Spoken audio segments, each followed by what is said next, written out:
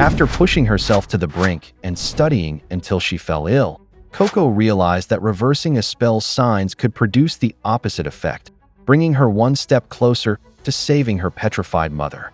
On the other hand, a brimmed cap member, the very embodiment of forbidden magic, appeared, planning to ambush the apprentices who would be taking the test. Will these practitioners of dangerous arts succeed in their plan? Let's find out. Agathe was shown standing on a cliff near their atelier. She leaped forward, leaned into the air, and began to float using her sylph shoes. She moved swiftly while scanning her surroundings. After a short while, she spotted a group of wolves. These wolves had scales, and as they ran, they rubbed their bodies against one another, causing the scales covering them to fall away. As they continued moving, countless scales scattered and flew through the air. The wolves halted when Agathe suddenly passed in front of them before flying upward to perch on the branch of a tree. There, she stood and simply observed them. She realized that it was mating season for the scale wolves. They collided with one another, shedding their hardened, scale-like fur, all in preparation to protect their newborn pups from harm. If they did not wish to form a pair, they could keep their armor intact at all times. As she remained standing there, she thought that she would learn nothing from Coco. She believed that outsiders were ignorant, that nothing could be gained from merely approaching magic.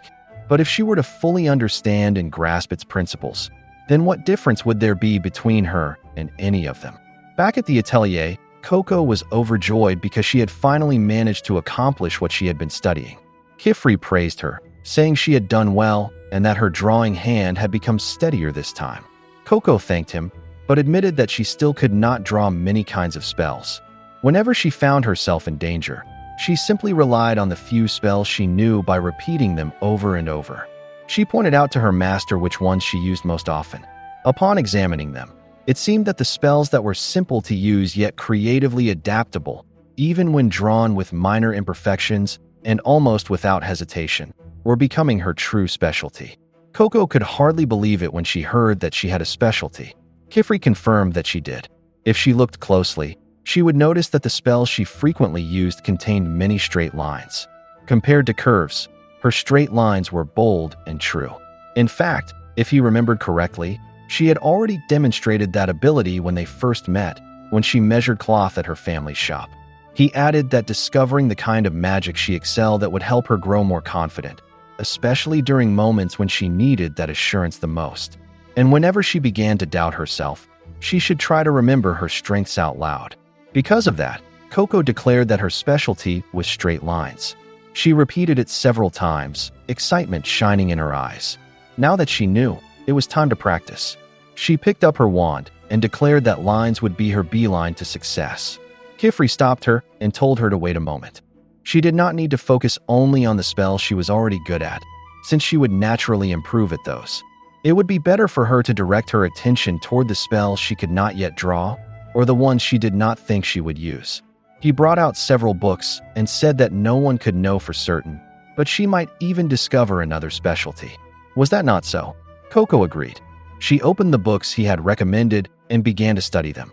As she read, she realized for the first time that the seals looked far more impressive to her than before. Ever since she had learned how they were made, she felt that she could now truly understand the difficulty behind creating them. She lay on her back, repeating the word incredible over and over. Incredible magic, incredible people, drawing incredible things. Riche commented from the side that she should probably find some new vocabulary when praising things. Coco turned to her and said she simply felt that they were far beyond her. She invited Riche to look at the seals together if she wanted. Riche refused while holding the brush buddy. She admitted that she liked drawing spells, but she did not like looking at them. Coco could not believe she had declined. Was she sure? She might learn something from observing them. Riche replied that she was trying too hard. Kifri then explained that merely using one's hands to draw did not count as studying magic. Observing remarkable spells and analyzing how they were constructed was what trained their eyes. However, while continuing to draw, Riche insisted that she had already said she did not want to look. The spell she had drawn suddenly activated, startling Kifri. He called out to her and asked if she was all right, worried that she might have hurt herself. Holding her hand, He told her that he could not approve of using magic fueled by anger because it was extremely dangerous. Riche quickly pulled her hand away. She stood up abruptly, knocking over the table where she had been studying. Coco called out to her as she suddenly ran off. Kifri had not expected such a reaction. Nearby, Arujo lay on the couch and sighed. When one's eyes were closed to guidance and one's ears shut to a teacher's words, progress would remain a stranger forever. Kifri looked puzzled at that remark. Meanwhile, Coco ran after Riche. She headed straight to her room to apologize for what had happened earlier. Just as she was about to knock, she noticed that the door was already open. When she pushed it further, she saw the brush buddy on the floor. She called for Riche but could not find her anywhere. She was certain Riche had run back to her room. The brush buddy began circling on the floor, catching Coco's attention. She asked if it knew where Riche was. The creature quickly crawled into a jar, which confused her. She followed it and asked why it had jumped inside. When she leaned in to look, she was suddenly pulled in as well. She fell into the jar. Inside, she searched for the brush buddy. Coco wondered what kind of place it was. Was the pot some sort of contraption? As she looked around, she noticed hanging ornaments and plants surrounding her. She was deeply impressed. The brush buddy had been right. Riche was there as well. Riche remarked that she had never said Coco could come in. Coco apologized, explaining that she had only followed the brush buddy. She complimented the spell, saying it was very lovely. The ribbons hanging around looked as if they were made of crystal. Riche replied that it did not even have a name yet. She had simply made it on her own. Coco looked up in amazement. She could not hide her excitement at what Riche had created. It was so beautiful and brought joy to her eyes. Riche commented on her unusual way of observing things. Coco lay back and laughed, saying she truly loved the spell. Riche leaned closer, confused by her reaction.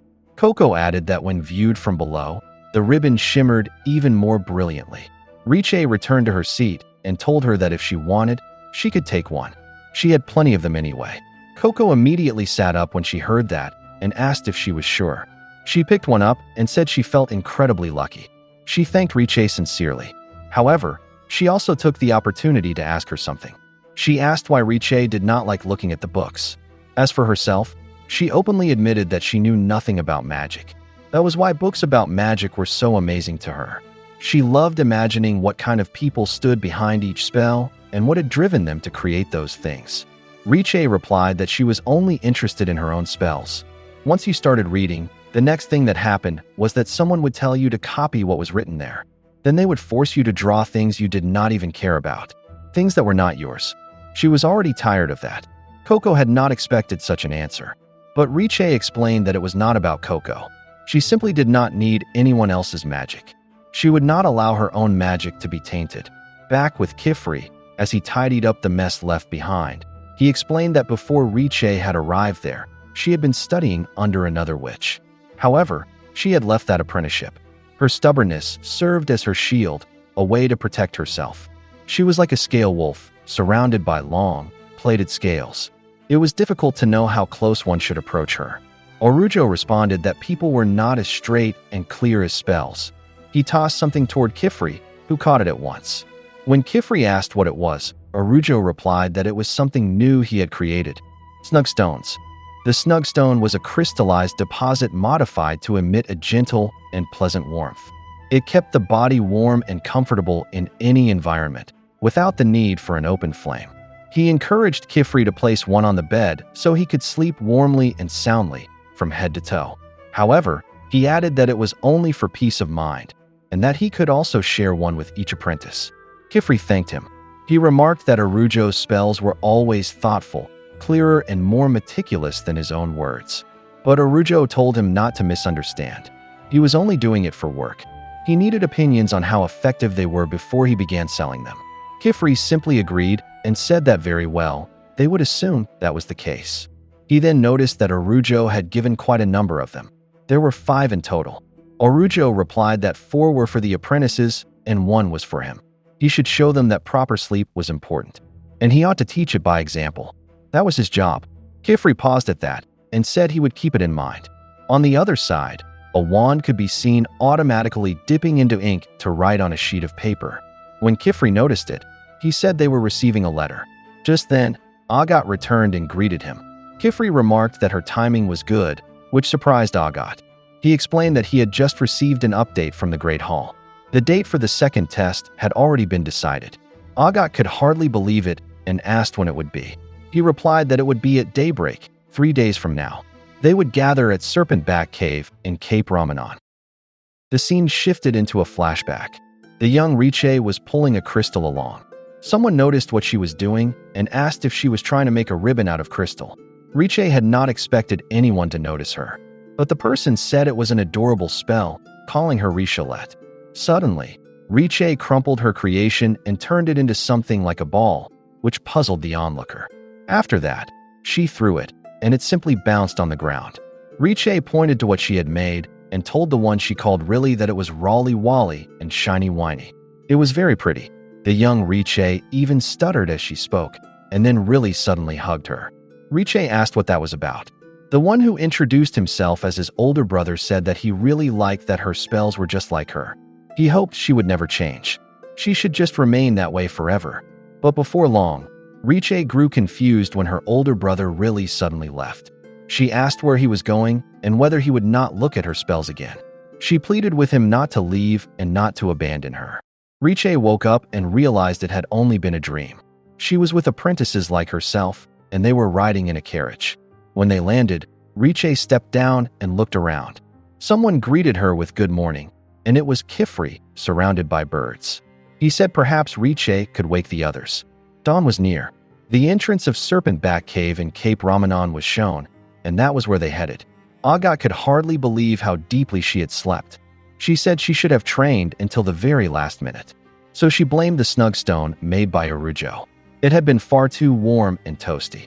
Kifri smiled and said he was glad Agat had been able to sleep well. He brought out some bread and told her not to worry. No matter how prepared a person might be, there would always be the thought that they could have done more to prepare. In fact, he believed it was better to have a few spots left to polish when the time to act arrived. Agat only needed to remain who she was now. If she did that, she would surely accomplish more when the moment came. As she bit into the bread, Agat said there would be no next time. She would make sure to pass in one shot. After all, she came from the house of Arklom. Someone overheard that and commented on Agat's spirit. He said it was completely different, like day and night, compared to the disappointment beside him. That apprentice still had not passed the exam. His apprentice, Uini, had already failed twice. Twice, they had been forced to wait an entire year just to apply again. The witch admitted that if it were possible, he would trade Uini's drawing hand for that of a child from a renowned house of Arklom. Kifri greeted him and addressed him as Lord Kukro. He said an apprentice isn't something to have parts that could be traded. Lord Kukro admitted that was exactly the problem. It was not something they can send in for repair. Kifri frowned and asked him to refrain from using such words. But Uini interrupted and said he was fine. It was his fault anyway because he always made a mess of things. His master was right. He was always causing trouble for Master Kukro. He said he was a poor excuse for an apprentice. He admitted it felt awful to be constantly criticized, but that was only because he truly was a worthless apprentice. He knew it was impossible for someone like him to ever become even a half-decent witch. Anxiety was clear on his face, and Kifri called out to him. Suddenly, someone apologized for keeping them waiting. She explained that the nearest window way had been damaged, so she had to walk the rest of the way. Coco's brush buddy trembled in fear when it saw the newcomer. Before them appeared an enormous brush buddy. Coco's eyes sparkled with delight when she saw it speaking. Kifri could not help but comment on how brightly her face gleamed. He pointed at the brush buddy and told her to observe it carefully. She would realize that it was, in fact, a true blue witch. Coco then asked whether transformation was not forbidden there. The witch slowly returned to her original form and explained that it was a mirror cloak of borrowed shade, a contraption that, when wrapped around the body, projected the illusion of any beast it had encountered. She introduced herself as Elira and said she was pleased to meet them. She had come as the proctor for their second test. Kifri grasped her hand and admitted he had not expected Elira to be assigned there. Elira replied that it was purely by coincidence and assured him of that. She then glanced at Coco and remarked that it seemed Kifri had brought along all his apprentices, even those who were not taking the test. Coco looked confused at that comment. As its name implied, the sincerity of the shield required them to act as guardians, like knights bearing shields. Their duty was to ensure that the one entrusted to them would safely travel from the entrance to the exit of Serpentback Cave. They must not let their charge out of sight, and to pass, both Guardian and Ward had to reach the exit together. And of course, any magic they used had to be done without being discovered. Agat asked what would happen if they were seen using magic. Did that mean they would have to erase the witness's memory? Elira handed something to her and said that if she were seen, well, she need not worry about the secret of magic spreading. However, the moment they realized she was human, she would have no chance of passing. She then had them put on cloaks so they could accompany her and observe. Agat found the garments suspicious, but Coco and the others put them on as well. When they arrived at the place Elira had indicated, they were amazed by what they saw. Many creatures filled the area, making various cries. Coco asked if they were griffins. Elira corrected her. They were merfins, a different kind of being that lived along the coasts. The cave itself was a magical ruin, a remnant from the Age of Chaos. Because of magic, it had become a winding maze. Danger awaited those who strayed from the serpent-shaped path. Thus, the second test was about using spells to protect the birds from the cave's magic. Exactly so, Elira confirmed. Few humans ever set foot there, but for the creatures of the land, it had long served as a vital passage to their breeding and wintering grounds. As witches, they bore responsibility for these beings because they had altered their world. That was why, each year, they guided and protected the new hatchlings so they could cross safely. Elira changed form when she put on the cloak. With those cloaks, the merfins would assume they were part of the flock. But if they removed them or altered the seals, the small creatures would immediately notice and swiftly flee. Agat then understood how the test worked. It was like diverting people's attention while casting, but far more delicate and far more difficult. Elira added that each examinee would be given one bird to care for. She handed them out one by one. Riche received one as well. Agat frowned and asked why she had been given one when she was not even taking the test. Riche insisted there must be a mistake since she had not signed up. Elira, however, was puzzled. Her name was clearly listed. There had been no error. At that moment, Kifri stepped in and said that she would be taking the test as well. Riche had not expected that. She accused him of lying to her. Tatia grew worried for her. Riche explained that before Master Kifri became her teacher, he had promised to let her do things her own way. That was why she had agreed to come. Now she was angry because he seemed no different from other adults, ordering her around without caring about what she truly wanted. Kifri knelt before her and said he had no intention of disregarding her wishes. In fact, precisely because he did not dismiss them, he wanted to see her attempt the test. The things she would learn there would surely prove a boon in leading the life she wished to lead. That was why he asked her to trust him, even if only for that day. Riche did not answer immediately. She glanced at Coco, who was also surprised. Finally, she agreed, but declared that she would take the test in her own way. Kifri accepted that and said it was perfectly fine. Riche added that if she tried it and did not like it, she would never take it again. And if it changed her so she was no longer herself, then she would never believe anything he said ever again. With that, she turned and walked away. From behind them, Kukro remarked that it seemed Kifri had quite the handful as well. No matter what they said to the difficult ones, it always ended in bickering and pleading. It was exhausting for him, he added with a sigh.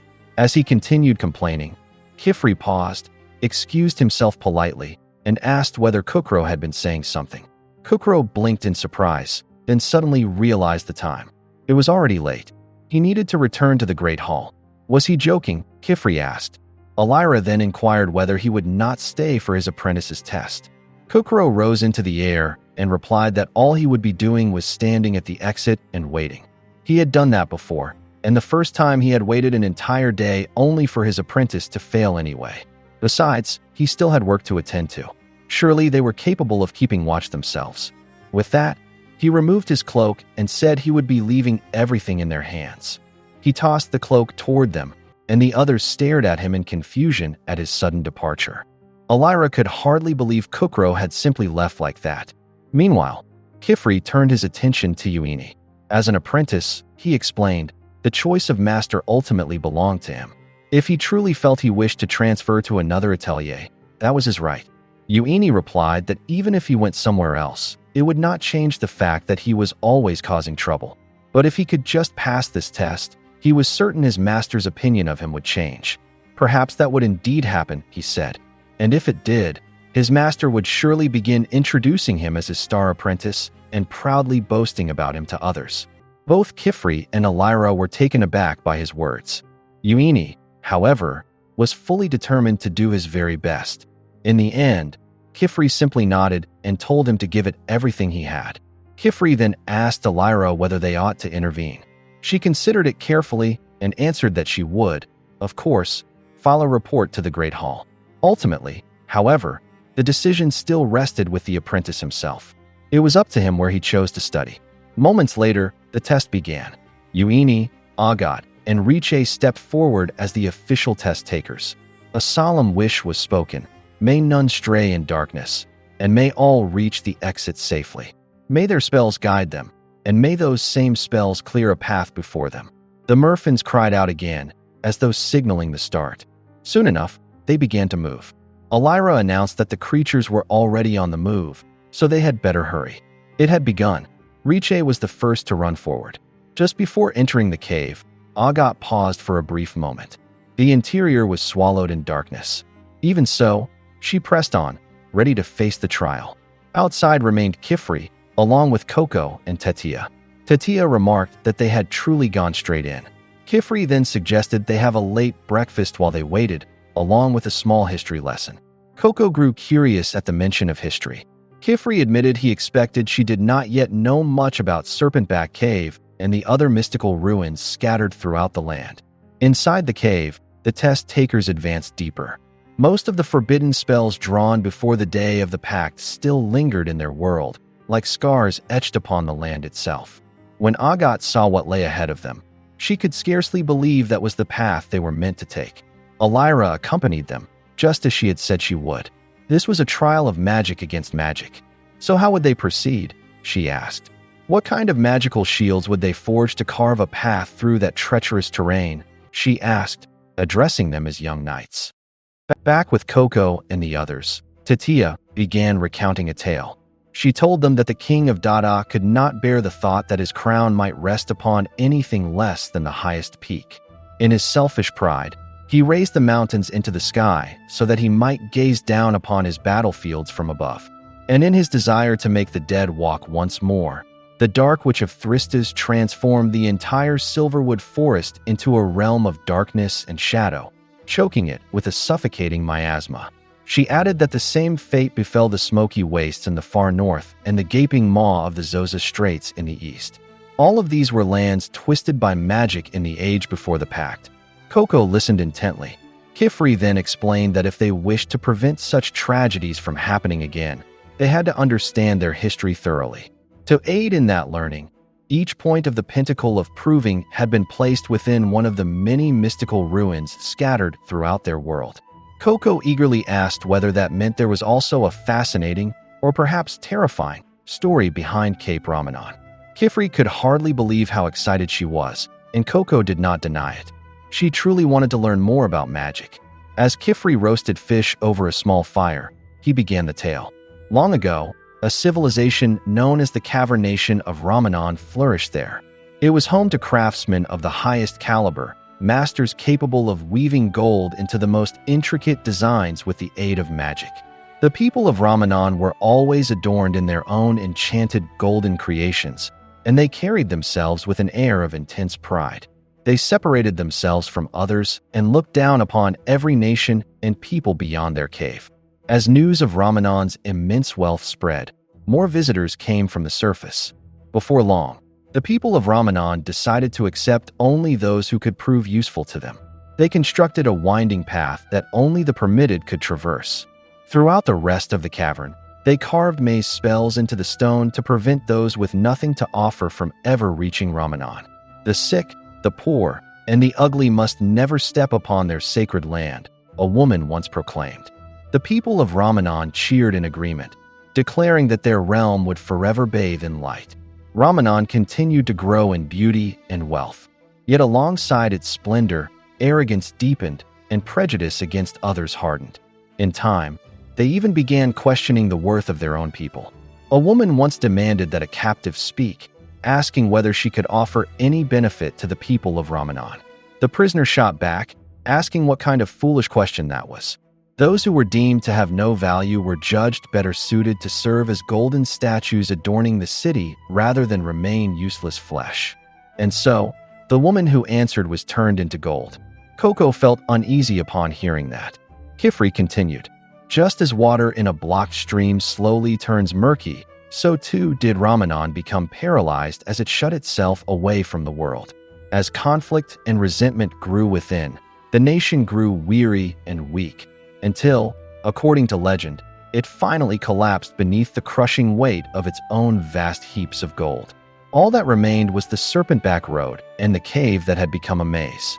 Humanity is truly frightening," Kifri said, "and even more frightening is how few people recognize how easily such things can happen." Coco asked her master whether magic did not exist to bring joy to people, to help them, and to make the world more vibrant. Kifri had not expected that question. He answered that if she and the future witches of the world truly believed that, then perhaps everything would turn out all right. The two apprentices exchanged glances. Kifri then remarked that the only spell they were casting at the moment was one that would bring sorrow to their breakfast. The girls looked down in alarm and realized the food had burned. Tatia yelped as she took a bite, saying it was far too hot. Coco insisted it was still fine, they only needed to scrape off the burnt parts. They ended up enjoying the grilled fish anyway.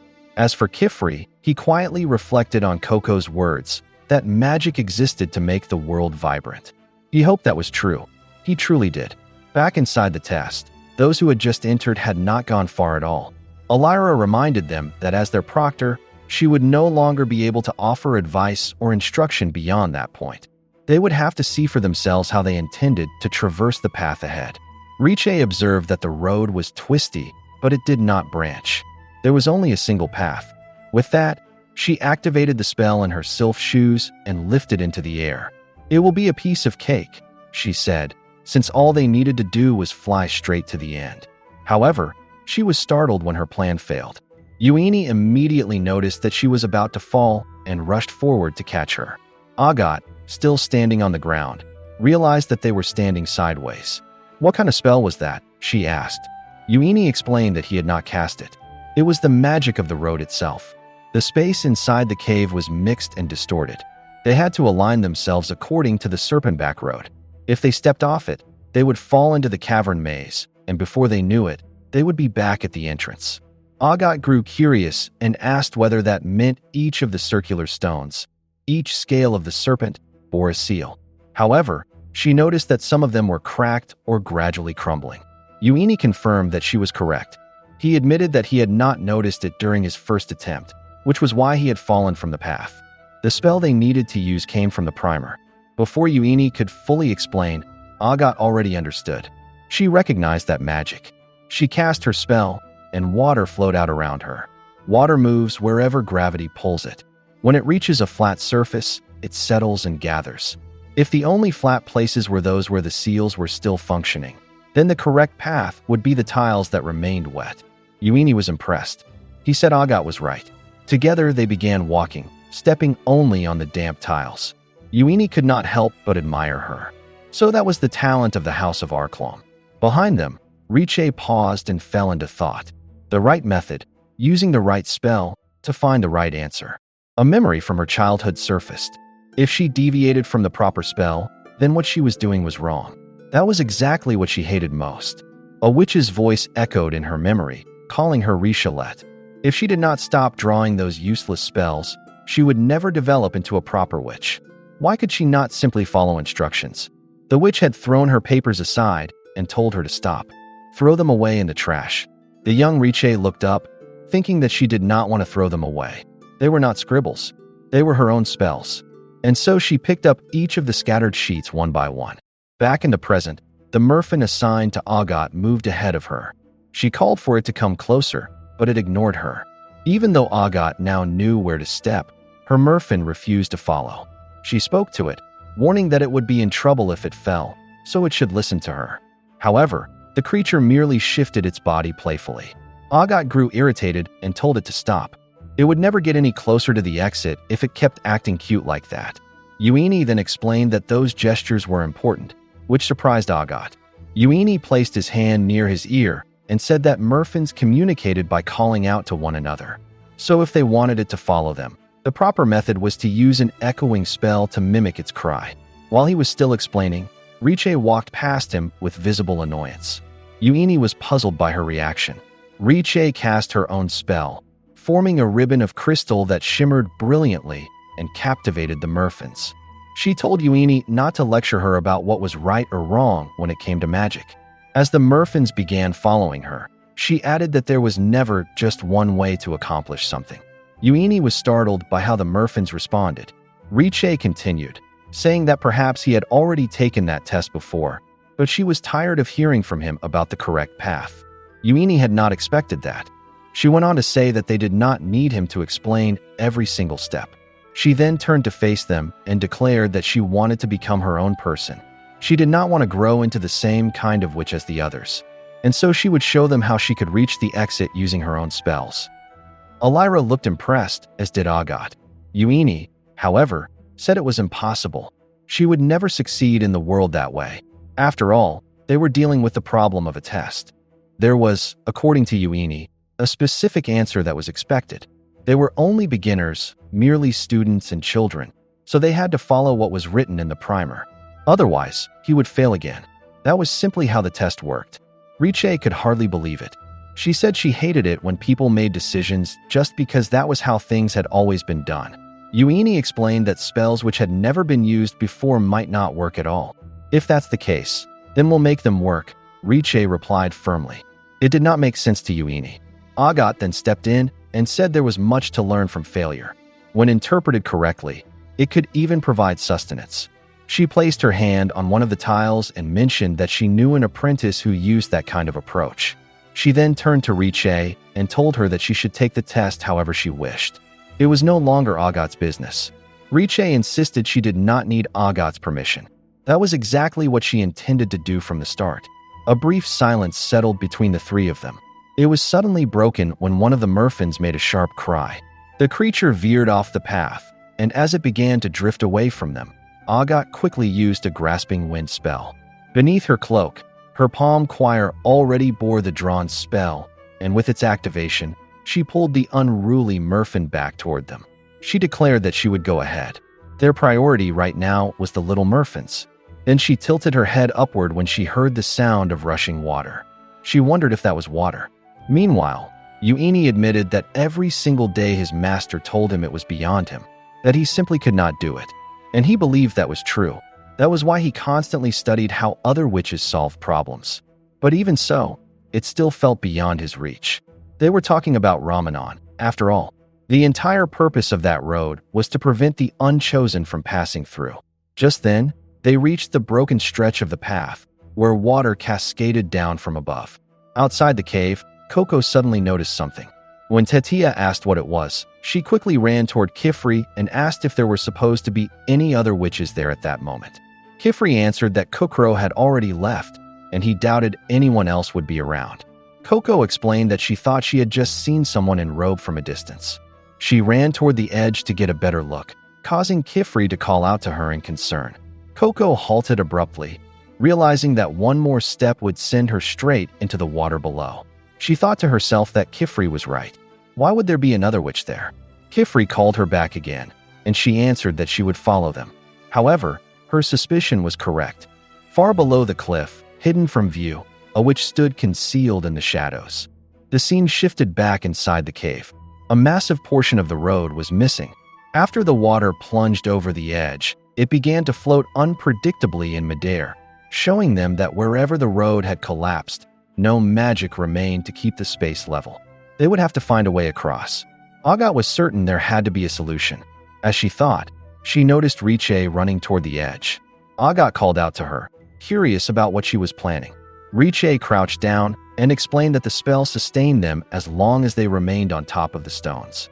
So all they had to do was extend the surface of those stones to the other side. Riche cast a spell, pulling at the surface of a tile.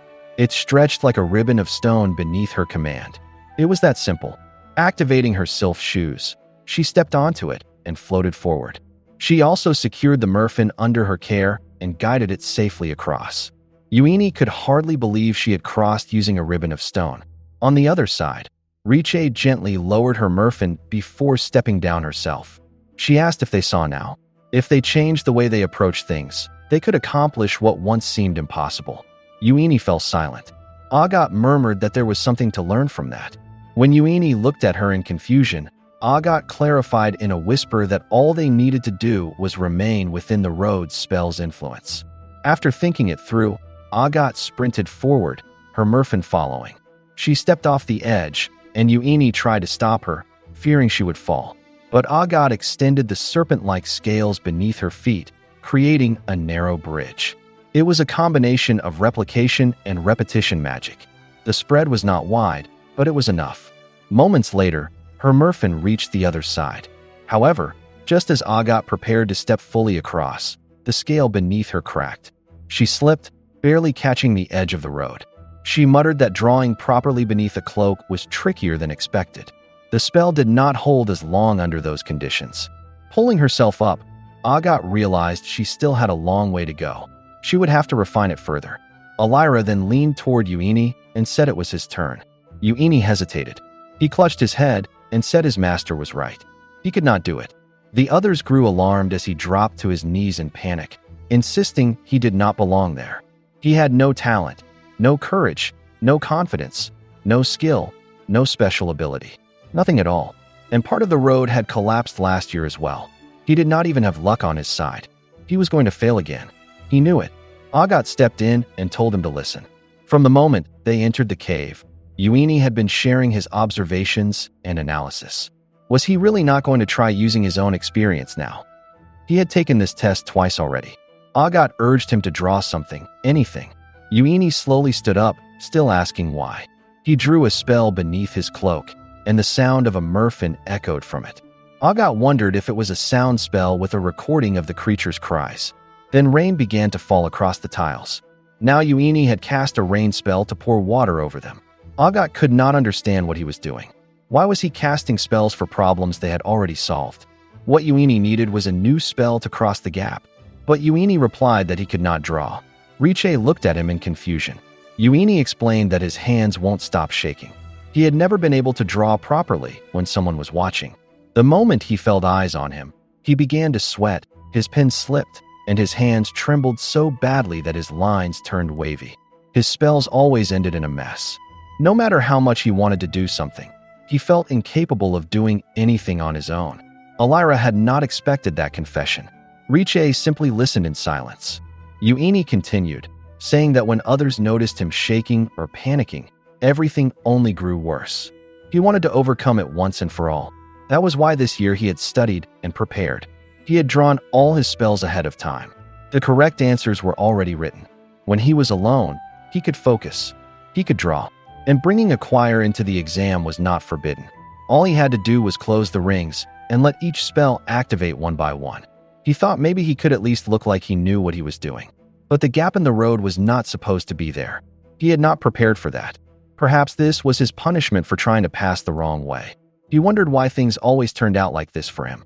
Tears welled in his eyes as he admitted that he wanted to be his own person. If only he could, he would find a way to stop being himself. He wished he could become someone else entirely. Agat fell silent after hearing that. The whole point of this exam was to prove they could use magic in front of ordinary people without being discovered. As much as she hated to admit it, she could not imagine Onii passing, no matter how many times he tried. Then Riche suddenly said it was not beyond him. Agat was surprised by that. Riche continued, telling Onii that he could pass in his own way. He had already said the answer himself. Did he not see it? If he could draw when he was alone, then all he had to do was find a way to be alone. Onii, still in tears, could not understand. How was he supposed to do that? Riche insisted that he could do it however he wanted. With magic, he can stretch stone and summon rain. Surely it would not be difficult to create a room or some kind of space to isolate himself. But Onii said he did not know how to draw a spell like that. Riche told him to do it without magic. Again, Onii replied that it was impossible. He could not invent something on the spot. His head lowered as his confidence drained away. He fell silent, thinking. The others waited, watching what he would do next. An awkward silence settled over them. Agat was about to say something, but Riche stopped her with a look, telling her not to interrupt. Onii hid beneath his cloak, thinking how awful this was. This was the worst. He must look like such a disappointment. This was all he could do, so of course he was pathetic. He wished he could just disappear. The two of them were probably tired of him by now. Maybe they were even laughing. From the outside, he must look ridiculous, crying under his cloak. The more he imagined it, the more he pitted himself. He even thought Master Elira must have already given up on him. Slowly, he lifted his head to peek out only to find Elira kneeling quietly beside him. Startled, Onii quickly covered himself again. He had not expected that she was not laughing at him. None of them were laughing. No one was mocking him. He was the only one belittling himself. He stared at his own hands and realized he simply needed to change the way he did things. He understood now. The only one casting a curse on him was himself. His own reflection, like a mirror. A thought sparked. He looked at the seal of the mirror cloak of Borrow's shade. He realized it was not truly a mirror. It combined signs of concealment and reflection, causing the wearer to vanish into shadow. Then the scales of the cloak reflected back the image of whatever beast was nearest. He was impressed by how multiple seals had been combined. Using that idea, maybe he could find a way. He pulled out his wand and palm choir and began to draw. The merfolk beside him tilted its head in confusion. Even Elira watched closely, uncertain of what he was attempting. Suddenly, there was a burst, and thick black smoke billowed out. Elira immediately pulled Agat and Riche back, saying she would raise a wind shield. She wondered if this was some magical trap left behind by the Ramanan, perhaps an ancient spell she had never encountered before. Then Uini's hand emerged from the smoke. He told them it was all right. He was the one who had cast it. Agat and the others were stunned. Smoke coiled around Uini's cloak, wrapping him in shadow, and Elira immediately demanded to know what had happened. Onii explained that while he was hiding inside, he had examined the seal for the Borrow Shade mirror cloak. He had cancelled the portion of the spell related to reflection, leaving only the cloak's ability to gather shadows. Because of that, he was able to blend into the darkness. He could draw without being seen. The merfolk would not be able to see him either, which might make it harder to lead, but he still had his sound spell with recorded merfolk calls. As long as they did not realize he was human, it still counted, did it not? Elira admitted that it might indeed. By hiding himself, Onii could finally be alone. He could focus. He no longer had to worry about watching eyes. He had thought that maybe, just maybe, he would be able to cast that way. And he was right. Using that method, he found a way across. He mounted something like a broomstick with his merfolk and, using his sylph shoes, flew toward the other side. They landed safely. He pulled the cloak off his head and admitted that even if it was a little embarrassing to hide, perhaps this was simply his way. Riche asked him if he was done hating himself. Onii struggled to answer, but he managed a small smile and said, little by little. Riche smiled back and said good, then added that he should stop deciding that things were impossible. There was nothing wrong with him at all. Onii replied that he might slip and say those things again, but he would find a way not to let everything end there. He thanked Riche for encouraging him. Agat then asked Riche why she had even bothered giving advice. She had not thought Riche cared about others. Riche answered that Onii had run to save her earlier, so now they were even.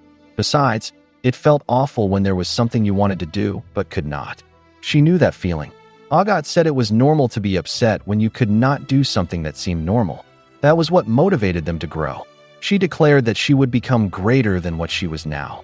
As she was, she still lacked experience. It was impossible for her to be satisfied with her current self. With that, she moved ahead, and Riche looked at her in surprise. Elira approached them and said that tests were a way for them to come to know themselves. She had created her own path to reach them. There might be only one road, she said, but the spells each of them cast upon it would differ. Each of them would find their own way to walk their own path, and they did that by facing challenges like this. She smiled at Riche and remarked that tests were not so bad after all. Riche did not answer right away. She pouted and said that did not mean she would forgive Master Kifri, not until he apologized for lying and forcing her to take the test. Because of that, she now had an angry Che point. Elira grew curious and asked what that meant. Speaking of which, She had wanted to ask something about Kifri. She wanted to know if they had noticed anything about him. At that moment, a dark witch appeared behind Elira. The apprentices froze in alarm. They called out to Elira, but it was too late. The witch seized her, and she could not break free. She turned her head and realized it was a brimmed cap. She could not understand how one of them had gotten there. Agat felt her heart pound when she saw the brimmed cap. They could not approach because something blocked their path.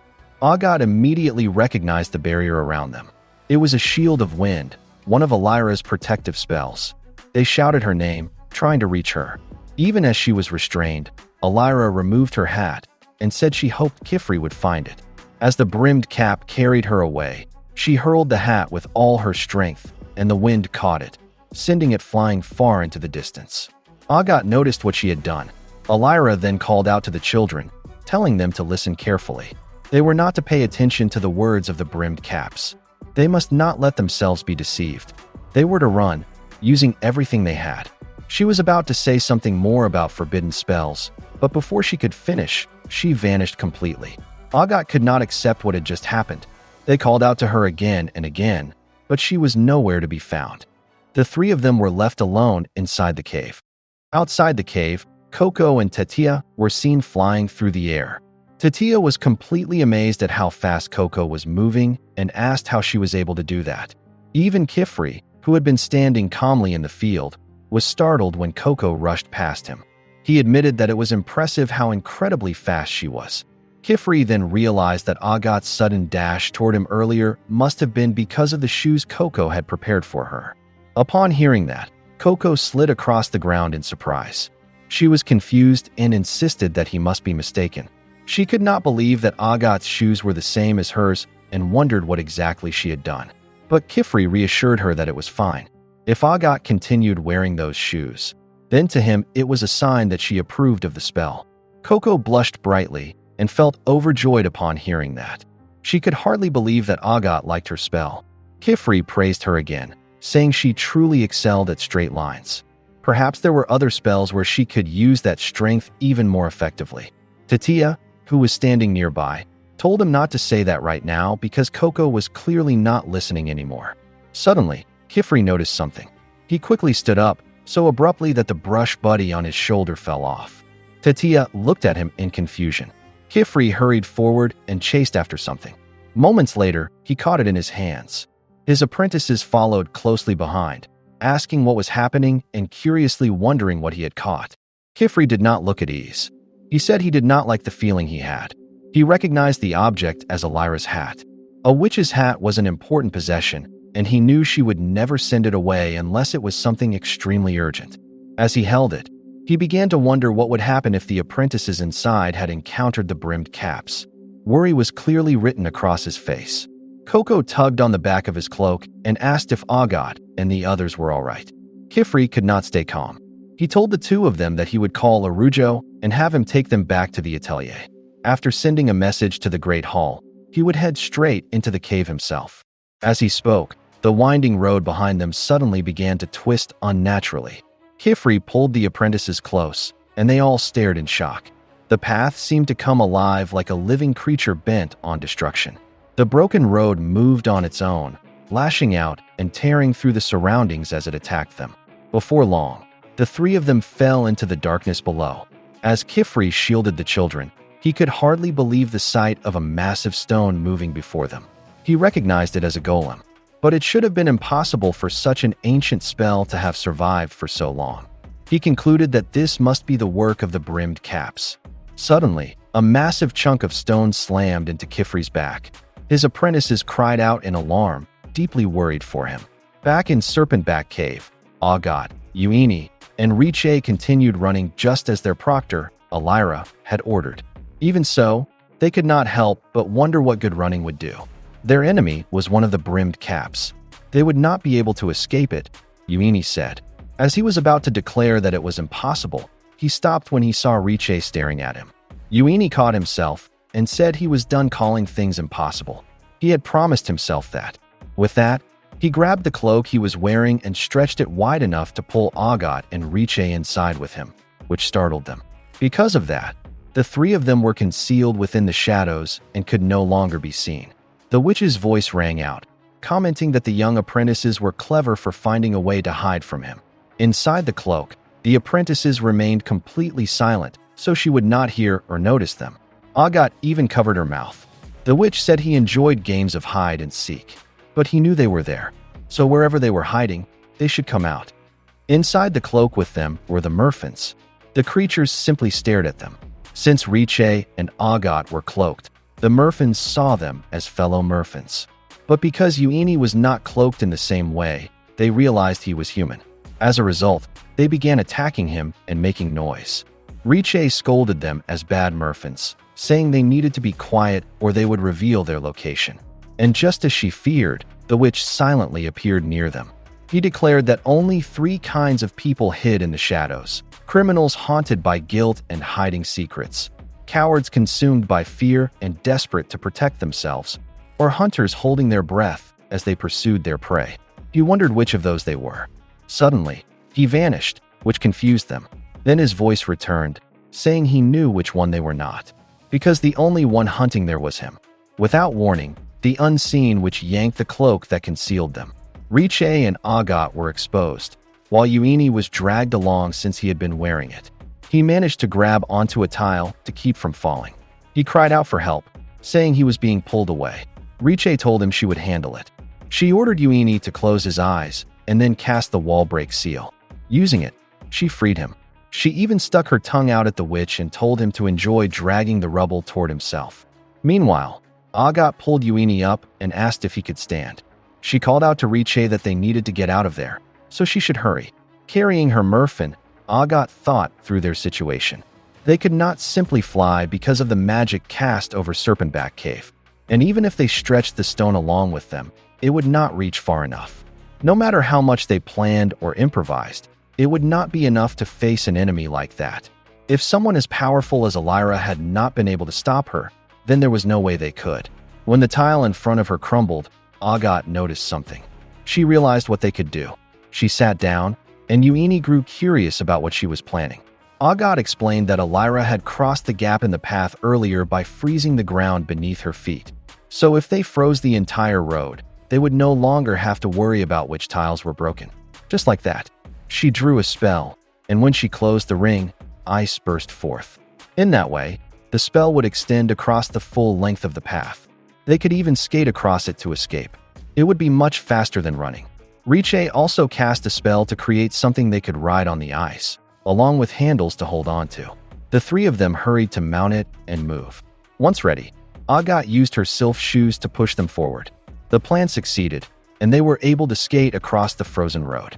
Onii could not help asking why the sylph shoes Agat wore were so fast. Agat replied that they would talk about that another day.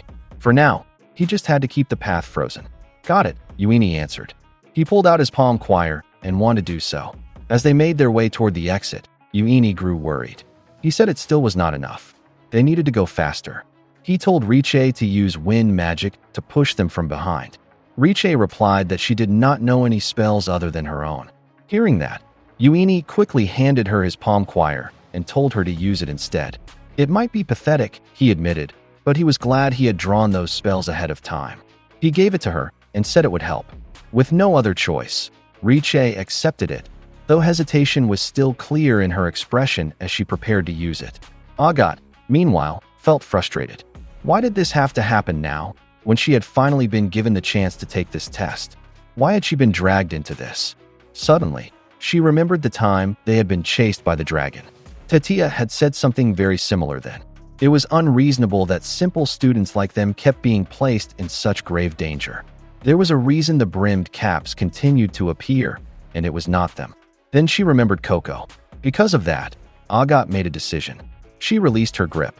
She separated from the others and came to a stop, which shocked both of them.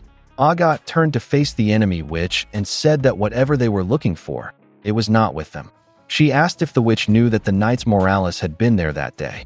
They had erased her memory and sent her back to her village. Riche had not expected that lie. Agat continued, saying the witch would gain nothing by chasing them. There was no longer an outsider left in their atelier. Without warning, the witch lunged at Agat and slammed her to the ground. The witch revealed his eye and said that for far too long the world had been plagued by the lies of the pointed caps, so it was only fitting that their students also become skilled in lying. Fear and anxiety were written all over Agat's face as she faced him. Riche and Onii rushed back to rescue her, but the path between them was suddenly blocked, preventing them from getting close. Riche could not believe that ice had formed between them. They repeatedly called out Agat's name while the witch continued speaking to her. He said it was pitiful as he took Agat's hat. The pointed caps of the past had been filled with transgressions, and those of the present were weak, too afraid to seize true power. Because of them, witches remained imprisoned within narrow and oppressive rules. As Agat lay there, she suddenly caught the scent of conjuring ink. The brimmed cap, which continued, saying that the forbidden spells were their salvation. Did they not possess fierce desire? Had they never wished to hasten their growth, or to live in a world where they could remain children forever? To gain the confidence to draw without hiding. In the world of forbidden magic, he claimed, their perfect selves were within reach. They could fly through the sky without the need for shoes. They could wander freely wherever they pleased. Through forbidden spells, he said, he had been allowed to shed his exhausting physical form. And in time, the world would remember what kind of hat a witch truly ought to wear. He seized Agat and declared that they merely wished to see that day arrive sooner. And to achieve that, sacrifices had to be made. Agat struggled, choking as the witch's grip tightened around her throat. Riche and Onii watched in distress, powerless to help because of the wall of ice blocking them. The witch wondered aloud whether, if something terrible were to happen to her precious friend who was willing to weave lies for her sake, she would restrain herself from grasping the miracle that magic offered. If the tools capable of saving her were placed before her eyes, would she truly be able to refuse them? Children, he said, only learned and grew by facing the trials they wished to avoid. And this was his trial for Coco, and she will serve as a fitting lesson. The witch grabbed Agat's left arm and once again declared that she would serve as an excellent lesson. Without hesitation, he sliced into Agat's arm, and Agat cried out in pain. Agat remembered what the Knights Moralis had once told Coco. In some cases, brimmed caps were known to tattoo their seals directly onto their own skin. Realizing what might be happening, fear seized her. To bear forbidden magic engraved upon one's own body was an unforgivable crime, even if the seal had been forced against one's will. She struggled desperately and begged the witch to stop. She refused to lose everything because of this. She had not yet proven herself. Riche screamed Agat's name. She held what looked like a rope and hurled it toward her. She shouted for Agat to grab hold of it in case she fell. Agat did not understand what she meant at first. Moments later, the ground beneath them exploded. The road they stood on shattered, and even the witch was caught off guard and fell. Agat reached for what Riche had thrown and clung to it with all her strength. Riche pulled with everything she had to keep her from falling into the abyss. After a few tense seconds, she managed to haul Agat back up. Agat demanded to know what that explosion had been. Riche explained that Onii had blasted apart the section of the road from below. Anyone who stepped off the path would be swallowed by the cavern's maze. So they had chosen to sweep the path away from beneath the witch's feet. However, Agat quickly realized that the brimmed cap had been floating the entire time. Below them, Onii still clung to the handles they had set up earlier. He thought it seemed they had managed to save Agat after all. The plan had worked just as they expected. He could hardly believe it. Something he had originally prepared merely to compensate for his own shortcomings had ended up accomplishing something so great for all of them. A strange warmth began to spread in his chest, almost like confidence. He suddenly thought of his master and realized there was something he wanted to say. It turned out he was not as hopeless as he had believed. He was not as worthless as he constantly told himself he was.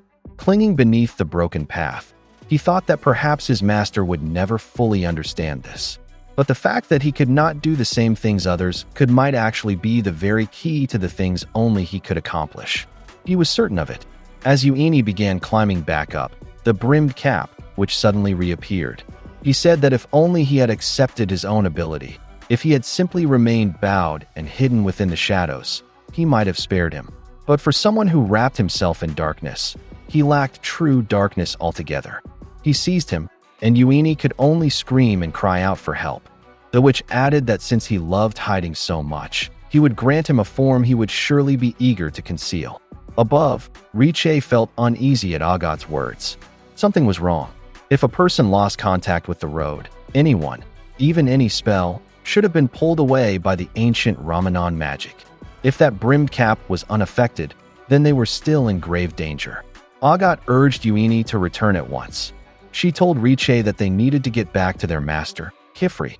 They called Onii's name over and over, but no response came. When they heard a faint sound, they wondered if it was him. Agat told him they had to hurry. Then Riche's face looked worried. Onii's form had changed. He crawled forward, now bearing sharp claws and scales. Fangs protruded from his mouth as he called out to them. He begged Agat and Riche for help, saying he was slowly losing himself. Before their eyes, the transformation completed until he became a scale wolf. The two stared in shock. It was Onii, yet not. His familiar bangs remained, but the rest of him had taken on a wolf's body. Riche approached and called his name. He flinched and quickly retreated. She pleaded for him to stop and asked Agat what they should do. Agat pointed upward. The brimmed cap had returned. The witch descended before them and remarked that it was impressive. The scale wolf fur from his cloak had even become entangled in the spell. Understanding of forbidden spells had waned terribly since they were lost. There were so many things that could only be discovered through actual casting. Riche called him a fiend. He answered that it had not gone exactly as planned, but it would serve well enough. Riche told him to stop with his nonsense and ordered him to turn Onii back to normal. The witch replied that if Riche wished to help him, by all means she was free to try. Magic had the power to make their desires come true. The rest was up to each of them. Then, little by little, he faded away, leaving the two apprentices staring in confusion and dread. Riche turned as if to leave, but Agat stopped her and asked where she was going. Riche shot back that it should have been obvious. She was going to save Onii. She did not like doing things she did not want to do, but abandoning a friend was even worse. She asked whether Agat agreed. Agat answered that of course she did. However, she reminded her that they had responsibilities. What about the merchants? Were they just going to leave them trembling in fear? They needed to guide them back to their flock. This was no longer about the test. One of them also had to warn the adults. They had to inform them about Elira and about Onii. Agat proposed that they split up. She would chase after Onii, while Riche would bring the merchants to the exit. Riche did not respond at once. She refused. She wanted to help Onii herself. Why should Agat be the one to do it? Agat explained that Riche knew more spells than she did and could respond to more situations. The magic she had studied was biased toward the types of spells she liked. She did not have the breadth to respond to unexpected developments. Agat knew it was difficult to hear, but in her current state, she would not be able to help Onii the way she was now. Agat picked something up from the ground and hurried off to rescue Onii. Riche stood still for a moment, processing her words, and did not argue further. Soon after, she began walking along the frozen path in search of the exit. Outside, the brush buddy nudged Coco. They had lost consciousness. It climbed up to wake her, tapping her cheek until she stirred and jolted in surprise. She asked what had happened and remembered that the serpent gate had attacked them. The ground had collapsed, and they had fallen.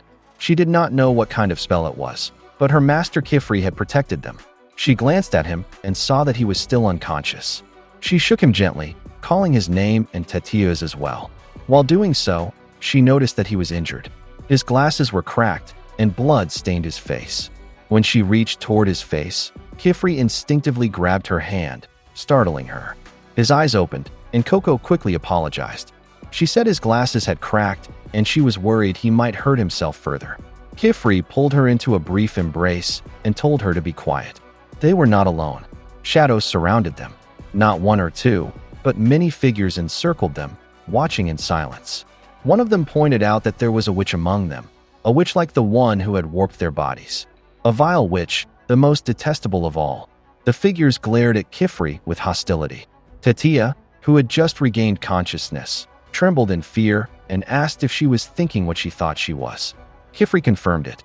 They were the ones turned to gold, yet still alive, the ancients from the town of Ramanan. Kifri struggled with his injuries, but forced himself to stand. His apprentices hurried to support him. Coco observed that his back and arm looked badly hurt and thought it impossible for him to cast spells in that condition. Guilt welled up inside her as she said it was because he had tried to save them. Kifri told her not to worry. He would protect them. After all, that was the duty of a master. He smiled and reassured them, instructing them to listen carefully. No matter what happened, they were not to leave his side. Kifri faced the ancient gold Ramanan people, and as he planted his feet on the ground, he noticed that the terrain beneath them was unstable, the lighting was dim, and their field of vision was limited, yet he stated that none of those posed any impediment to a witch. Using his stock of spells from his palm choir, he cast a type of water spell that slowly began forming in front of him. As it started to take the shape of something sharp, Kifri poured some conjuring ink into the mixture and explained that since the day of the pact, it has been decreed that no witch shall abet war or quarrel. He then asked if they knew why, and explained that when one stands against a witch, it can hardly be called a fight. He then swiped his palm choir in front of him in a slashing motion, at which point one of the gold people attempted to strike him with a sword, but he easily dodged it. While moving, he threw the blade made of water mixed with conjuring ink onto the ground, and when the other gold people charged at him from the side, the water blade suddenly exploded and struck them all. After that, Kifri controlled the massive body of water that emerged from the blade, and like a tsunami, it crashed into the other gold people, creating a raging flood in front of him. As they watched, Tatia commented that it was incredible, and that their master had drawn such a massive seal as if it were nothing at all. However, in her mind, she added that Kifri's drawing hand must be badly injured.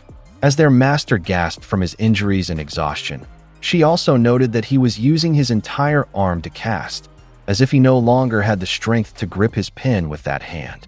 She then told Coco that Kifri could not keep fighting on his own like that, and that they needed to find a way to help him.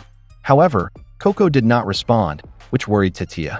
It turned out that Coco was experiencing something like a panic attack as she apologized to Tatia and said that she could not stop shaking. She explained that seeing the Ramanans reminded her of her mother, which was why she felt that way. Tatia understood her feelings and hugged Coco, thinking to herself that, of course, forbidden spells that turn flesh into gold are very much like those that turn people into stone. When she thought of the word people, Tatia suddenly realized something and immediately stood up.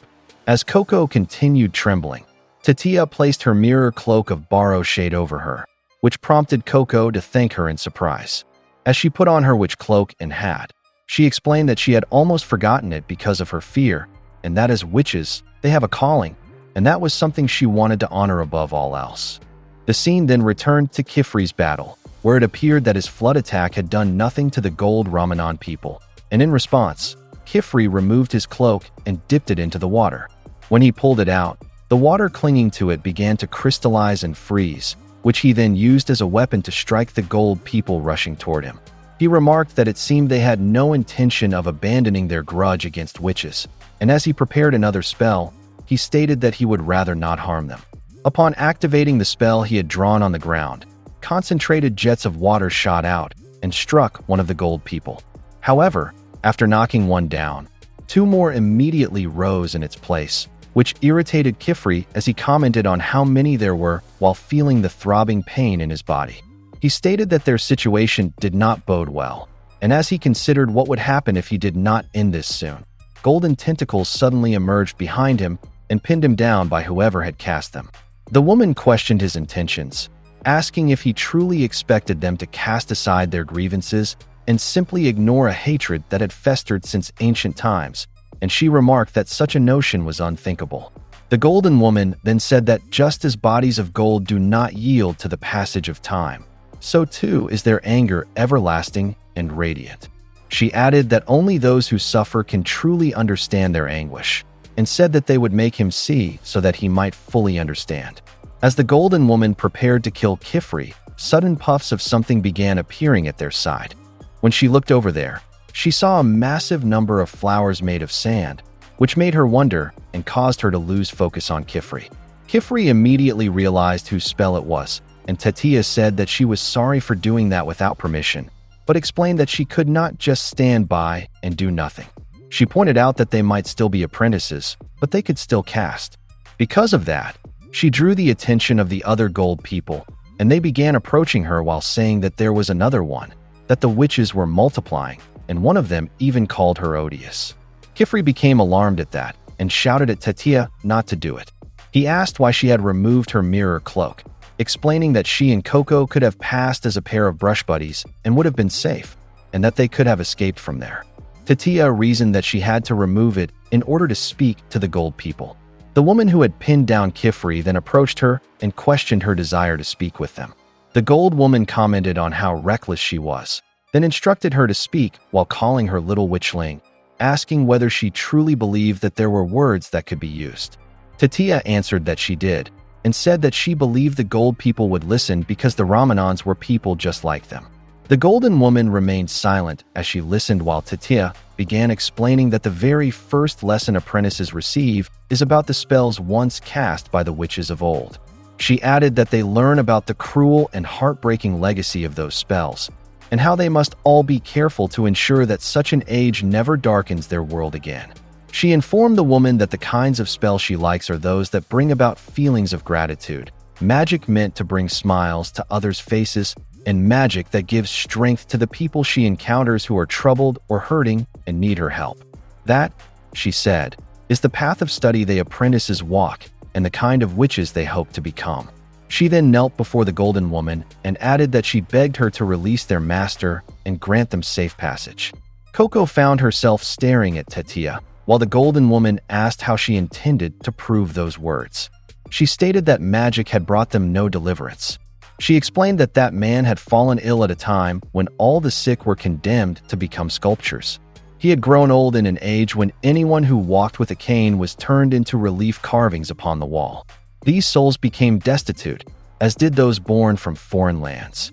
So too were the ugly, the weak, and in the end, anyone who opposed that cruel injustice. She added that for thousands of years, they had waited in the depths of that forgotten land, nursing their ancient rage. Tetia did not know what to say to that, while the woman continued, saying that if the little witchling claimed that the world had changed, then she should prove it. Tetia asked what she meant, so the golden woman further explained that it was something that filled the outside world, sought by all creatures far and wide, yet something none of them possessed there, and something that could never be granted to them. Tetia realized this and asked if she was giving her a riddle, to which Kifri tried to say that he knew the answer, but the golden woman silenced him and said that the question was meant for the child. Tetia then asked if it was something they also had, which the woman confirmed. When she asked if it was only for humans, the woman said no.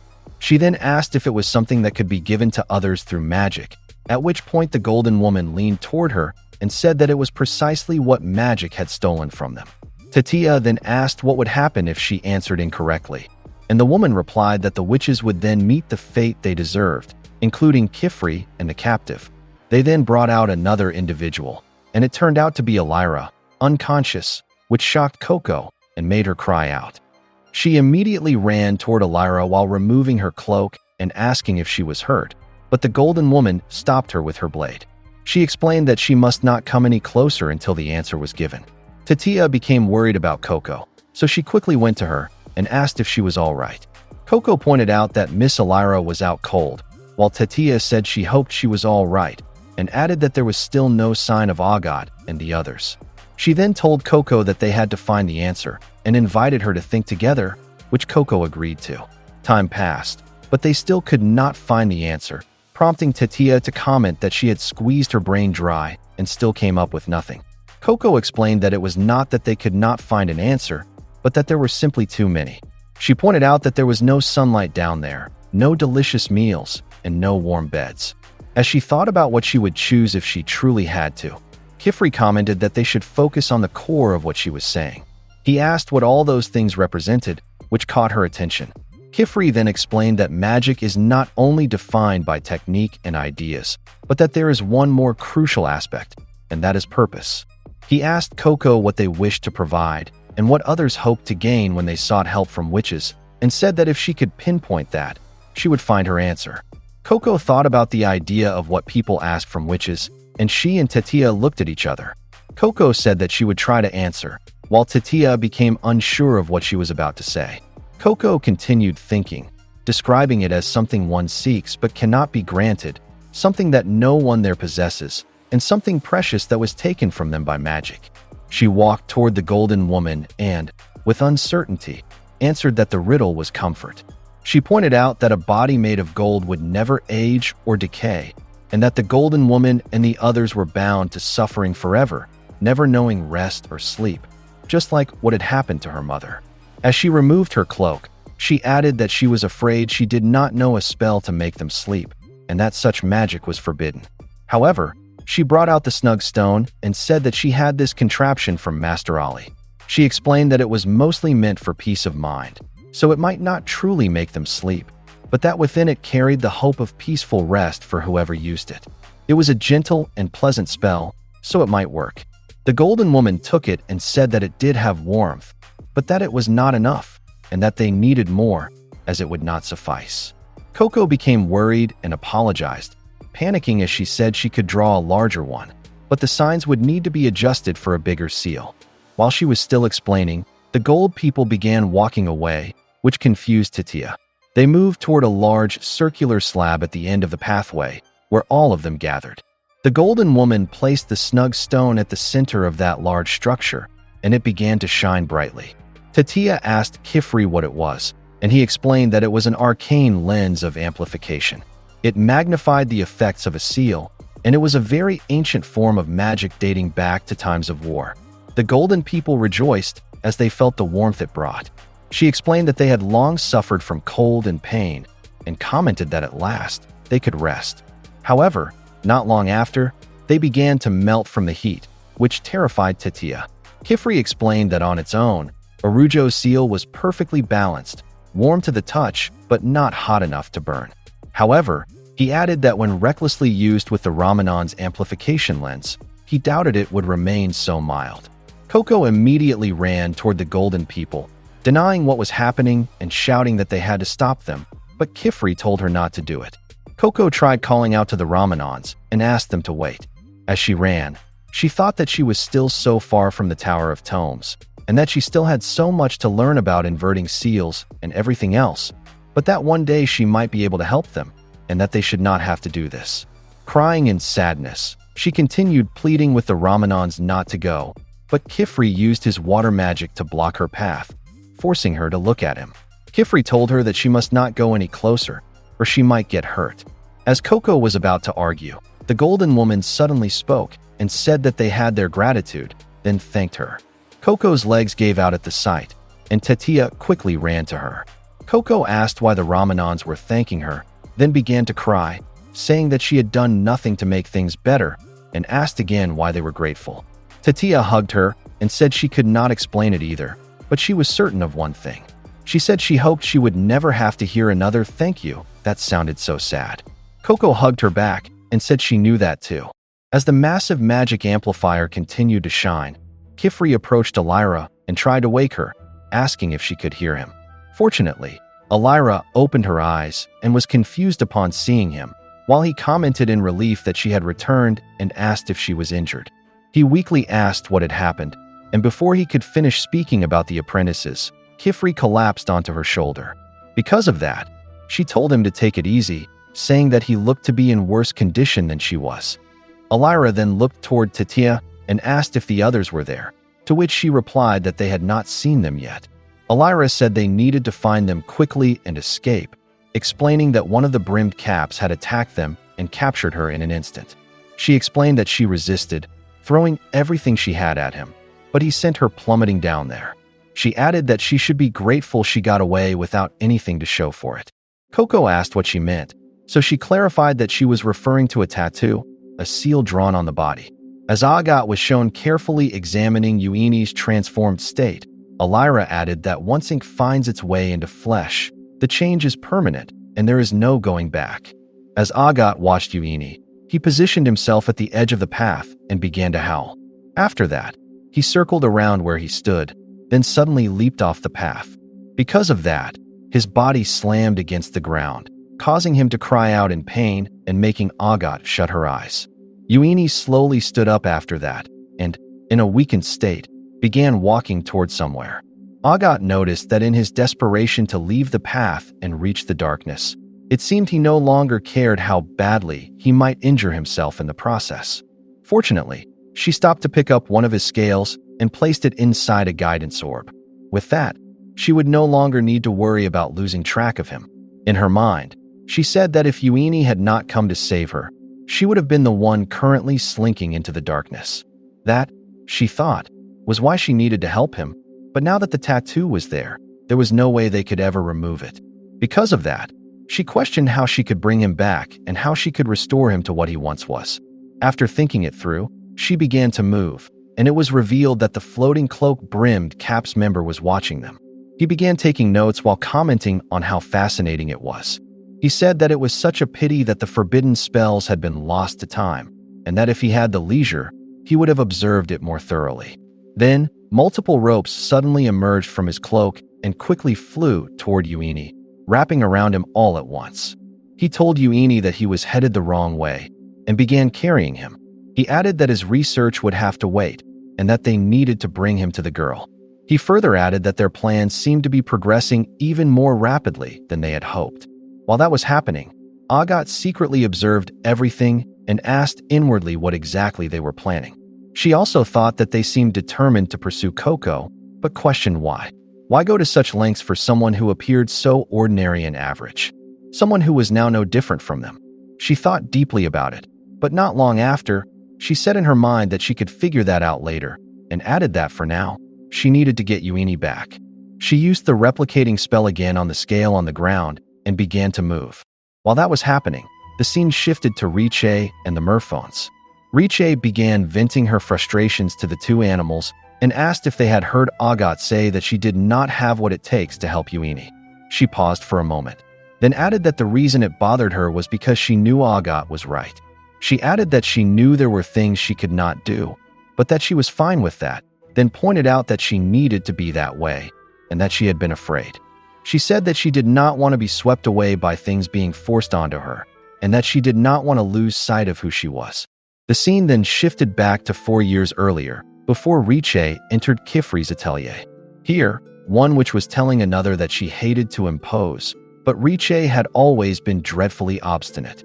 She added that Riche absolutely insisted on studying alongside her brother. The old male which said that Rilifin had shown himself to be an exemplary young apprentice, and that his sister was more than welcome. He added to Riche's previous master that they could rest assured, as they produced only the finest and most upstanding witches, and that they would have no trouble straightening her out. Rilifin then placed a hand on Riche's shoulder, causing her to turn toward him, and there she saw the gloomy expression of her dear brother. In the next scene, it was shown how Riche was being scolded by her new master. He grew irritated at her continued persistence in using her own magic, calling it nonsense. She explained that their assignment was to keep the bottle from breaking and pointed out that her method worked as well. She added that in every lesson, he told them to draw exactly what he drew, but his spells were neither beautiful nor enjoyable. Her master suddenly slammed his hand on the desk, causing her to flinch in shock, and said that they studied in order to improve the world and the lives of its inhabitants. He swept all her books and papers off the desk as he added that it was not for her personal amusement. Silence filled the classroom, and when she tried to pick them up, her master told her not to and said that she could practice on the floor instead. He glanced at her with disappointment and said that she would not return to her desk until she completed the lesson. Riche's face filled with anger and resentment, and when she was about to stand, she looked at her master for a brief moment before deciding to follow his orders, prompting him to comment that that was more like it, and to tell her to learn to respect adults and accept what she was taught. Her master also added that she should learn from her brother's example, saying that he had always been so obedient, and asked Rilifin if that was true. He simply sat there with a tired expression, which worried Riche. Suddenly, their master shouted at Rilly, saying that he had asked him a question, causing him to flinch and answer yes, master. After that, their master instructed the others to prepare for lunch, while telling Rilly to come with him, which he immediately obeyed. Riche quickly ran toward her brother and told him that it was okay, explaining that she could draw small and quickly, up in the corners, in secret, so the teacher would not notice. She pointed out that her spells had not changed and were still hers. Rilly looked at her, then stepped closer and thanked her, saying that her brilliance was what kept him going. Riche explained that the spells she wanted to draw were secret and swift, so small and fine that they might never be noticed. She added that as long as she kept that up, she would never fade away. However, when the time for their test came, it showed what happened at that moment. It was time for their first test, so they went to the Dada range. There, her master reminded her to remember their discussion while calling her Richelette. He told her that she should simply draw as he had taught her, exactly as the other pupils did, then asked if she understood, to which Riche thought for a moment before answering yes. She looked up at the floating orbs of the Dada range after that, and said in her mind that she wondered if she could climb using a sparkling bridge or perhaps a ladder made from her ribbons of stone. However, she said that it did not matter because it was not the correct answer, but the one decided by adults. She did what her fellow pupils did to ascend, while saying that she guessed she could not be the real Riche during tests. But just as she was about to say that her way was not enough to accomplish anything, she looked at her brother, who turned his gaze away from her with disappointment. After seeing that, as the scene returned to the present, she explained inwardly that if she followed what the adults said, she would stop being herself, but if she shielded herself from change, she would not be able to help when it was needed. She then asked herself what she should do, what path she could take, and how she could move forward while still remaining the person she wanted to be. After some time, she managed to leave the serpent's back and commented that it was not that far after all. She turned to the side in confusion and realized that it meant the test earlier was almost over. She saw a group of merfins, and shortly after, the 3 merfins with her began running ahead. She said inwardly that the merfins were fortunate, pointing out that animals never needed to think about being true to themselves. The 3 merfins she was with then looked back at her, making her wonder why they had stopped. She then realized that she was still wearing the mirror cloak of Borrowshade, so they still thought she was one of them. She removed it, but as she did, something fell, causing her to pause. When she looked at it, she noticed that it was Uini's palm choir. She dusted it off, and upon opening it, she commented that what she was seeing was strange. She noted that the seal was not quite the same as those in the primer. It also seemed to have more signs than usual. She recalled what Uini had said about how his hands would not stop shaking, and how whenever he felt eyes watching him, he trembled even more, causing his lines to become wavy. Riche said that she now understood what he meant, and pointed out that none of the lines were truly straight. She said that he must use extra signs to compensate for the power lost due to the uneven design. She was impressed by Uini and commented that he had really thought it through. Her eyes began to tear up as she added that they were all just ordinary primer spells, yet at the same time, he was present within every seal. She explained inwardly that she had been afraid. Even after she ran away to Master Kifri's atelier, leaving the great hall far behind, her fear made her stubborn, and she refused to study. She said that she thought the more spells she learned, the more ordinary she would become, until she was no longer herself. But now, she said, she understood. The things that make you who you are never disappear. The things you are good at, the heavy thoughts you carry, and the ways you compensate for your weaknesses, all of them, she said, stay with you forever. After that, she carefully examined Uini's palm choir, and while doing so, she said that by trying to protect herself, she had only been holding herself back. But she said she was no longer afraid of other people's spells. Because, she said, she was there inside the seals too, in every line, and it had always been that way since the very beginning. She then walked toward the merfins and suddenly removed her mirror cloak of Borrowshade, startling the creatures. Because of that, they ran and swam away from her, while she simply watched them. She said in her mind that the merfins clearly knew what they wanted to accomplish, and that was why they never hesitated. Now, she said, she also knew what she wanted, as she brought out her spell paraphernalia and said that all she needed to do was draw it, which she began doing. She spoke to Uini, telling him to hold on and that she would not take long. After that, the scene shifted to the Great Hall. There, Lord Kukro commented on what a chore it had been, saying that the hem of his robe was filthy.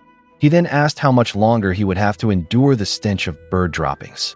He sighed and added that soon he would return to the sweet sanctuary of the hall. It turned out that Aestes was there, and he asked if he was correct in seeing Lord Kukro. He then asked if wasn't today the day of the second test, and whether there had been a delay. The surroundings fell silent, and the only things they could hear were the flapping of quadrophons and the crashing of waves.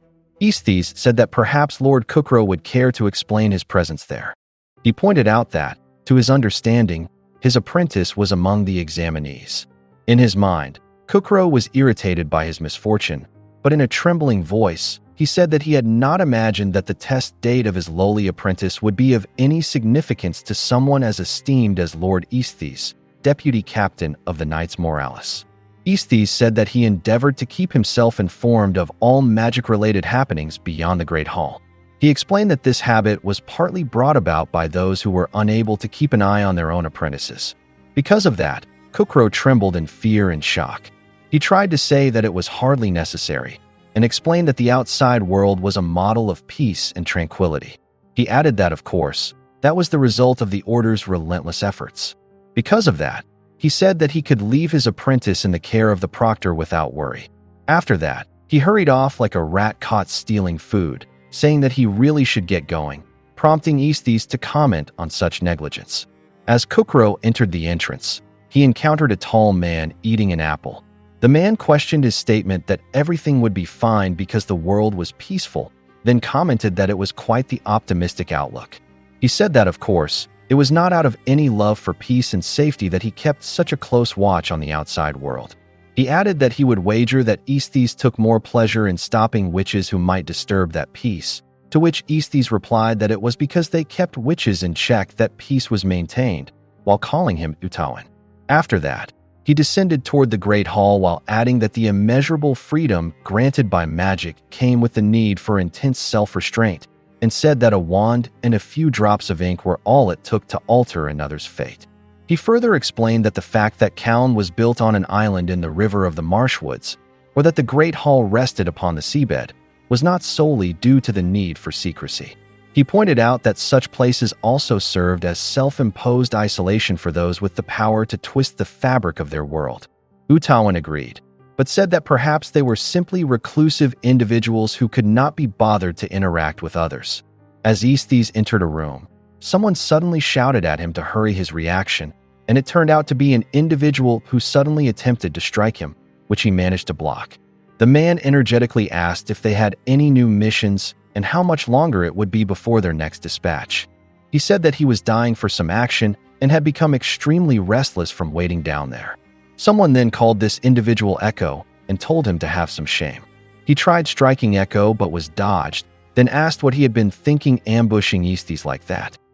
He pointed out that if it had been anyone else, they would have surely been hit, to which Echo told him to stop and called him Etlin. Etlin added that that kind of behavior was exactly why he was not being deployed, and that when he was not deployed, Etlin ended up getting dragged down with him. Echo insisted that twins always came as a pair. It might be tough, but there was nothing they could do about it, to which Etlin replied that there was, explaining that if he wanted to see action outside, he needed to restrain himself. Someone then grabbed both of their spears and told them not to play with them. While holding the two spears, the man walked toward Aesthees, addressed him as Sir, and reported that regarding the collapse of the Staircase River, it seemed that the pulverized banks had been hardened along with the fallen bridge. He added that it was a good thing, because otherwise everything downstream would have become a chaotic mess, and commented that another collapse was unlikely. He further added that he and Lelusi had surveyed the area, but were unable to find any trace of a seal of such scale, to which Aesthees expressed his thanks and praised him for his good work while calling him Galga. Echo then told Aesthees that Galga was not giving back their spears, while Etlin instructed him to wrap him up with his pennant. However, the pennant Etlin was holding suddenly moved on its own, and both of them were immediately wrapped up by it. It turned out to be the work of the female which accompanying Aesthees, Lelusi, from when they went to the river, and she stated that she would remind the two of them that pennants are contraptions permitted only for the order, and are not toys to be fiddled with. The twins then instructed her to put them down and stop it, but she ignored them. Galga and Aesthees thanked her for that, to which she replied that it was her pleasure. After that, she explained that the youth who had been injured at the river had been provided with a seal chair to assist his mobility, and informed them that he was currently confined at a medical facility in Kaun. She added that they had already left that matter in the hands of the local witches, but once the boy recovered, they would return to assess any problematic memories. Aesthees said that she should see to it that it was done, and explained that the young ones had yet to pass the second test and that they may have been seen casting. He added that while outsiders lack knowledge, they are not fools. Even the smallest mistake could expose everything, so they must remain vigilant at all times. After that, he forcefully placed a stack of papers on the table and called Oniii-Chan, who immediately turned his attention to him. He instructed him to proceed with Echo and Etlin to the training ground and to gather the rest of the order for training, which excited the twins, while Oniii-Chan promptly accepted the order. Afterward, Aestes instructed Galga and Lalusi to prepare a written report for submission to Captain Vanana, which they understood at once. He then informed them that the anniversary of the pact was approaching, and that they would be seeing all manner of witches coming and going once preparations for Silver Eye were underway, and declared that he wanted them alert and on top of things at all times. They knelt in acknowledgement and agreed in unison to his directive. After that meeting, Oniii-Chan noticed something on the floor. He picked it up and realized it was a list of applicants for the second test, and that some of those taking it that day were apprentices of Khifri. He understood then and said that that must be why Aestes had been looking into it. But of course, he remarked that Coco seemed like nothing more than an ordinary and average girl to him, then questioned why Aestes had taken the time to focus on her. Aestes looked at him and told him to be careful not to underestimate others based on age, and explained that children are the most unhindered beings in all the world, and that youthful lack of self-restraint is not freedom, but chaos. He added that if the outside world was a model of peace and tranquility, would it remain as unending as the quiet seabed upon which they stood. He then said that above all else, they must ensure that the errors of the past were not repeated, and as he was speaking about what would happen to the world if they failed to learn from their past, Oniii-Chan noticed something and asked if he was all right. While that was happening, the scene shifted back to Coco's group in the Serpent-Back Cave. There, they placed Richea's piece of the spell into the guidance orb, and when it lit up in a certain part of the cave, Coco said that was the path, as the orb was telling them to head straight. She expressed her relief that she had Richea's ribbon of crystal, and that if they followed it, they would all be reunited. Alira praised her and informed her that she had already administered first aid, but Khifri appeared to be in severe pain, so they needed to move quickly. Khifri said that he could make his way on foot, but Alira told him not to push himself and to leave it to her stretcher skiff. She explained, with a hint of shyness, that as a witch and all, they could not risk him losing the use of his drawing hand. Khifri said not to mind him, and that what mattered was that they locate the apprentices. As he added that old magic permeated that place, and that there was no telling what dangers might be lurking, the phantom floating cloak-brimmed caps member was shown secretly watching them. He laughed and commented that at last he had found Coco, calling her the child of hope. After that, they began following the guidance orb. Alira helped Coco climb onto a higher rock in the cave, and while doing so, she asked if Coco was all right and reminded her to watch her footing. Alira wondered how much farther they were from the exit, while Khifri commented that it was unfortunate they could not fly. Alira explained that the entire Serpent-Back Cave was topsy-turvy due to Ramanan magic. There was no way to tell whether they were walking on the ground, a wall, or the ceiling. Coco said that if that was the case, then it could be very dangerous if they slipped. Just as she was saying that they should be careful, the surroundings began to shake, and large rocks suddenly started collapsing around them. Alira shouted in alarm, asking where those walls had come from, while Coco asked what was happening. Tatia asked if it was part of the Ramanan maze, to which Khifri replied that it was not, and said that something else was happening there. Khifri gasped when he noticed something above him, and Alira was startled by what he did next. He immediately created a water horse and quickly ran toward what he had seen. With intensity and irritation, he shouted that he had finally caught him, calling out to the brimmed cap, which shocked the floating cloak-brimmed cap member upon realizing he had been spotted. However, as Khifri leaped, the form of his water horse collapsed due to his fatigue and injuries, causing Coco to shout for him to wait, while Alira called him a fool. Tatia insisted that their master was already injured and should not be fighting anymore, while Coco pleaded with Alira that she needed to help him. Alira thought for a moment and said that she would, but they also needed to ensure the safety of the other children, and that she could not simply abandon the two of them to chase after the brimmed cap. Tatia then cast a spell behind them, which made Coco turn toward her. She explained that they would hide there, under the tent made of sand, and promised that they would not move from that spot. Elira tried to reason that what Tatia did was commendable, but Coco interrupted and said that they were the reason Kifri got hurt. He had protected them, so she asked Elira to save him. Elira scratched her head at that, but after a moment, she agreed to their request. Before leaving, she left them a seal that created a barrier of wind and told them that if anything happened, they should use it to protect themselves. She then left, saying that she would return with Kifri and that it would not take long. After that, Tatia peeked outside their tent and then asked if they would be all right. When Coco did not respond, she asked what she was doing. Coco said that she thought it was a good opportunity to draw some spells that might come in handy later. She listed the things she had in mind, such as bandages based on Richea's ribbons or a spell to drill footholds to help them climb, simple things that even they could draw.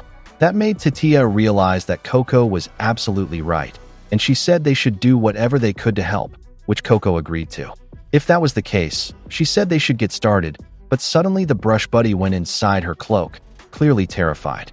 Because of that, Coco asked what was wrong and why it was so frightened, to which Tatia called out to her and said that she thought she knew why.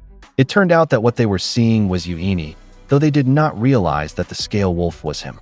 Tatia was shocked to see the creature, while Coco was also shocked and could not believe that such beings lived there.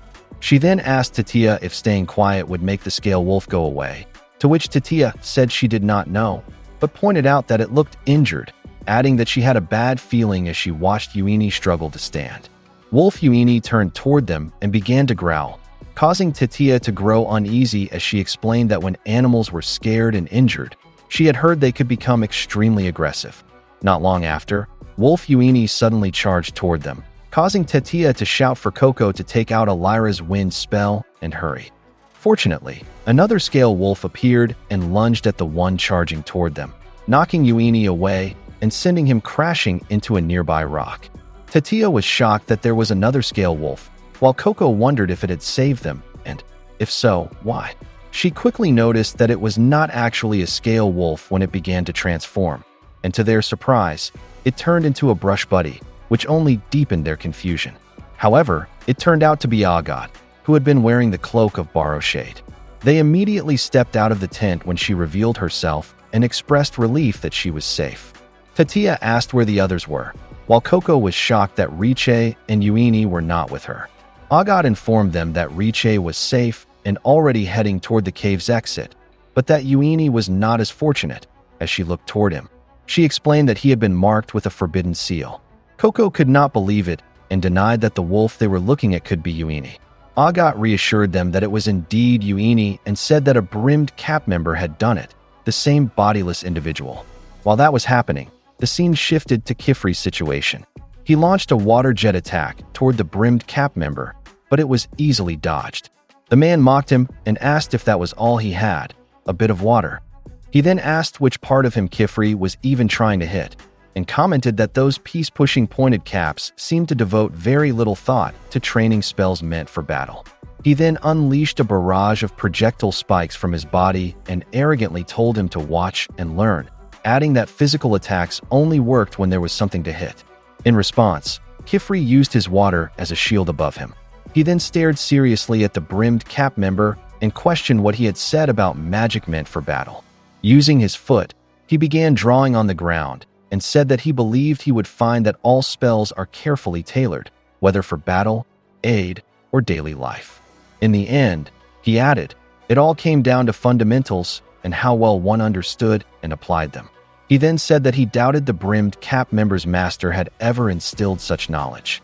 After that, a powerful jet of water erupted from his spell, propelling him upward toward the enemy. The brimmed cap member scoffed and questioned whether he could not accept defeat, but before he could finish saying that there was nothing for him to hit, Kifri had already passed him and managed to strike something. Kifri then said that while he might not train for combat, learning to read spells was part of his daily routine. As he flew toward the serpent-back path, he added that he only needed a glance to understand the man's magic and its weaknesses. After landing gracefully, he began writing his spell again and, as he did so, called upon the rushing wave to bring him the one he sought. A massive surge of water rushed from the end of the serpent back, and after a moment, it subsided. It carried the body of an individual right in front of him. Kifri commented that at last, they had come face to face, while the individual asked how he had known, revealing that he was connected to the floating brimmed cap member. Kifri explained that even unparalleled mastery over forbidden spells would not allow free flight within the confines of Ramanan's cavern. He said that he had merely splashed water around in search of the connection, making the hidden brimmed cap member realize why he had used those volleys of water. Kifri further explained that the ragged edges of the cloak were meant to conceal the threat linking back to him, and that the cape itself was only a contraption, a decoy, and conduit for his spells. He added that the man was sitting safely atop the Serpentback Road, directing his assault from afar.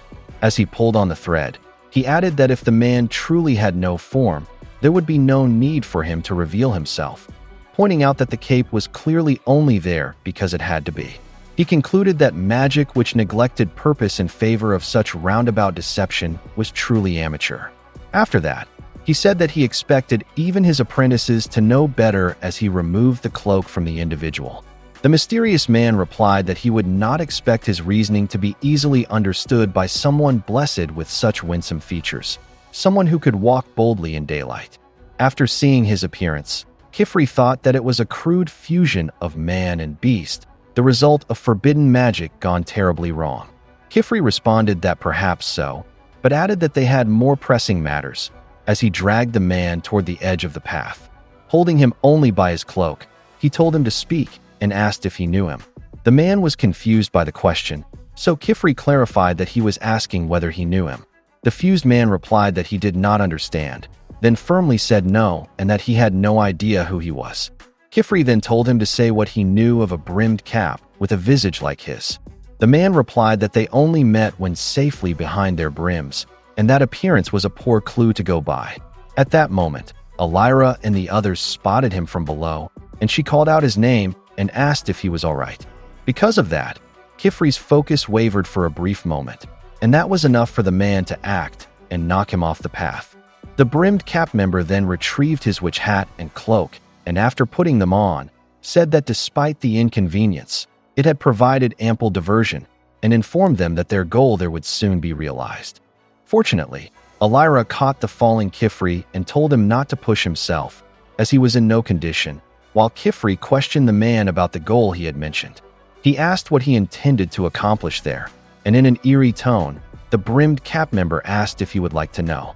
While Tetia, Coco, and Agat struggled to escape from Scale Wolf Uini, the man said that it was actually quite simple.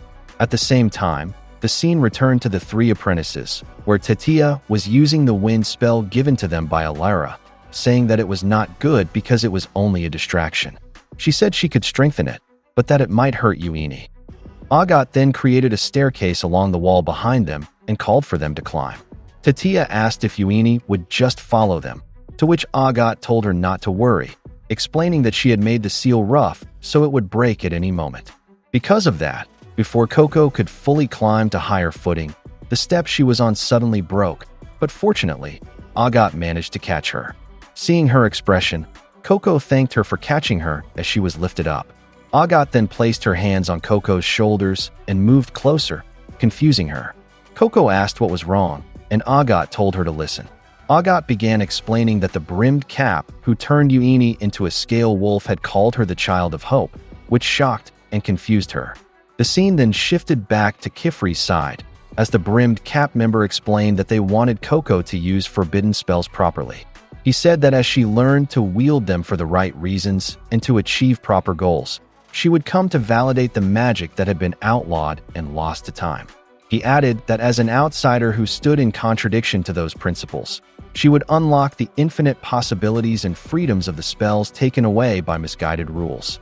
After that, the scene returned to Coco, where she asked what the brimmed cap member had said, so Agat told her again that he had called her the Child of Hope.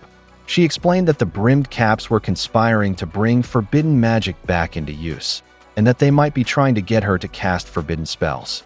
She told Coco again to listen to her and clarified that she believed the terrible spell cast on Uini was meant to convince her. She pointed out that they wanted her to don a brim and choose their path in order to save Uini, which shocked Coco. Tetia refused to accept that and asked how they could do something like that, commenting on how awful it was, to which Agat agreed that it truly was. She then told Coco that she must not fall prey to their deception and that she needed to make the right choice. However, Coco did not respond and simply stood up, then turned toward Onii, leaving Agat confused. At that moment, Coco held her pen as she slowly walked forward to confront Onii. While that was happening, a witch was shown reading a book with a cat resting on his lap. As he read about the transmutation of the body, it was written there that it was a curse. When he read about meddling with the mind, he saw that it was labeled as subjugation. When he read about altering the natural world, it stated that it was ruination, and when he saw eternal youth, it was described as a violation. It was also written in the book that man has limits beyond which he is not meant to reach, and that there is a fate whose lines he must not attempt to alter. After reading that, the man commented that he simply could not understand and asked why it had to be that way. He said that magic was capable of anything, so he questioned why so much of it had to be locked away and hidden. After that, the scene returned to Coco and her companions. Coco thanked goodness after learning all of that, which made Agat wonder and ask what it was for. Coco answered that if it was true, if the brimmed caps were really trying to break the spell, then that meant there was hope.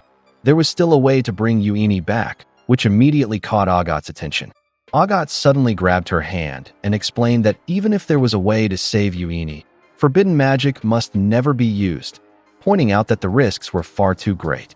She added that if Coco violated the principles, her memories would be erased, and there was no guarantee she would even succeed in the first place. She also pointed out that more than anyone, Coco knew just how dangerous unfamiliar magic could be, which Coco agreed with, and after letting go of Agat's hand, she thanked her. She then asked if she was right that Agat was worried about her, which confused her. Agat turned away and pointed out that her only concern was that they did not fall into a trap laid by the same witches who transformed Onii. She explained that what they did to Onii was reason enough to rid the world of the brimmed caps and all forbidden spells forever, adding that she had never seen anything so terrifying and so sinister. Her entire body was paralyzed with fear. She felt completely alone, and there was nothing she could do for him. However, Tatia said that maybe not on her own, but there were 3 witches there, and pointed out that they had 3 heads, which meant 3 times the ideas. Tatia tied her hair as a sign of seriousness, then declared that, behold, her pair of pigtails had now become 3. She declared that it was time to push their brains to the limit and find a way. She cheerfully added that any hardship could be turned into happiness, and that all it took was a single idea. That was the power of magic. Coco was amazed upon hearing that, and happily said that she was right. Tatia then invited them to begin by scouring their minds and throwing out every idea they could think of. Any suggestion was welcome, whatever it might be, and they would decide later what to do with them.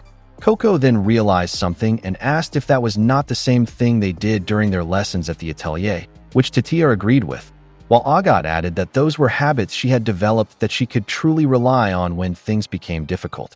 They did not have much time, so they should start right away, to which Coco agreed that it was a good idea. She then noticed something beside her, and it turned out to be Tatia, trembling in fear despite her smile. Because of that, Coco held her hand and thanked her, saying that she had helped them regain their courage. Tatia happily thanked her in return and said that hearing that gave her courage as well. Agat grew slightly irritated at the 2 of them, and as she began taking out her tools, she said that what they did was fine, but asked if they could now start looking for their choirs in addition to their courage, which left the 2 of them speechless at how much she had brought. Agat then took out all the spells she had prepared and laid them out on the ground, saying that they would begin by reviewing the seals they had used so far. After some time, Tatia managed to select several spells they could use, and said that what they needed to figure out now was how they would use them. Agat thought about it and decided to eliminate the sigil of repetition from their options, which Tatia commented was a good point. She explained that turning back time for a person was forbidden, and that Onei's body would only be stuck in a loop, repeating the same moment over and over again. They chose several more spells, but they did not quite agree, and Tatia suddenly wondered if they could find a way to separate Onii from the ink, though she immediately questioned herself since removing a tattoo was supposed to be impossible. Coco then produced a flame from a sigil and said that maybe they did not need to remove the seal, and that perhaps what they needed to do was stop it from functioning, as the flame suddenly went out when she placed something over it. Tatia wondered why it had extinguished, and Coco explained that her idea was to layer two spells on top of each other, one to start a fire and the other to extinguish it. She said that by reversing the signs, the effects of the seal could also be reversed.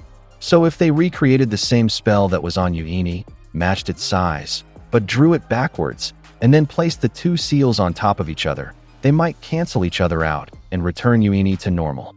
The two of them stared at her after she explained that, which made her nervous, and she apologized, asking if that idea was also forbidden. She explained that she had figured that if a spell was used to erase another, then it might not count as casting in the usual sense. Agat reacted in shock and commented that she had never heard of anything like that before. Coco fell silent and apologized, thinking it was a silly idea, but Agat pointed out that what she was proposing had no precedent, while Tatia added that it was because magic was seen as a blessing brought into the world, so it had never crossed their minds to erase it.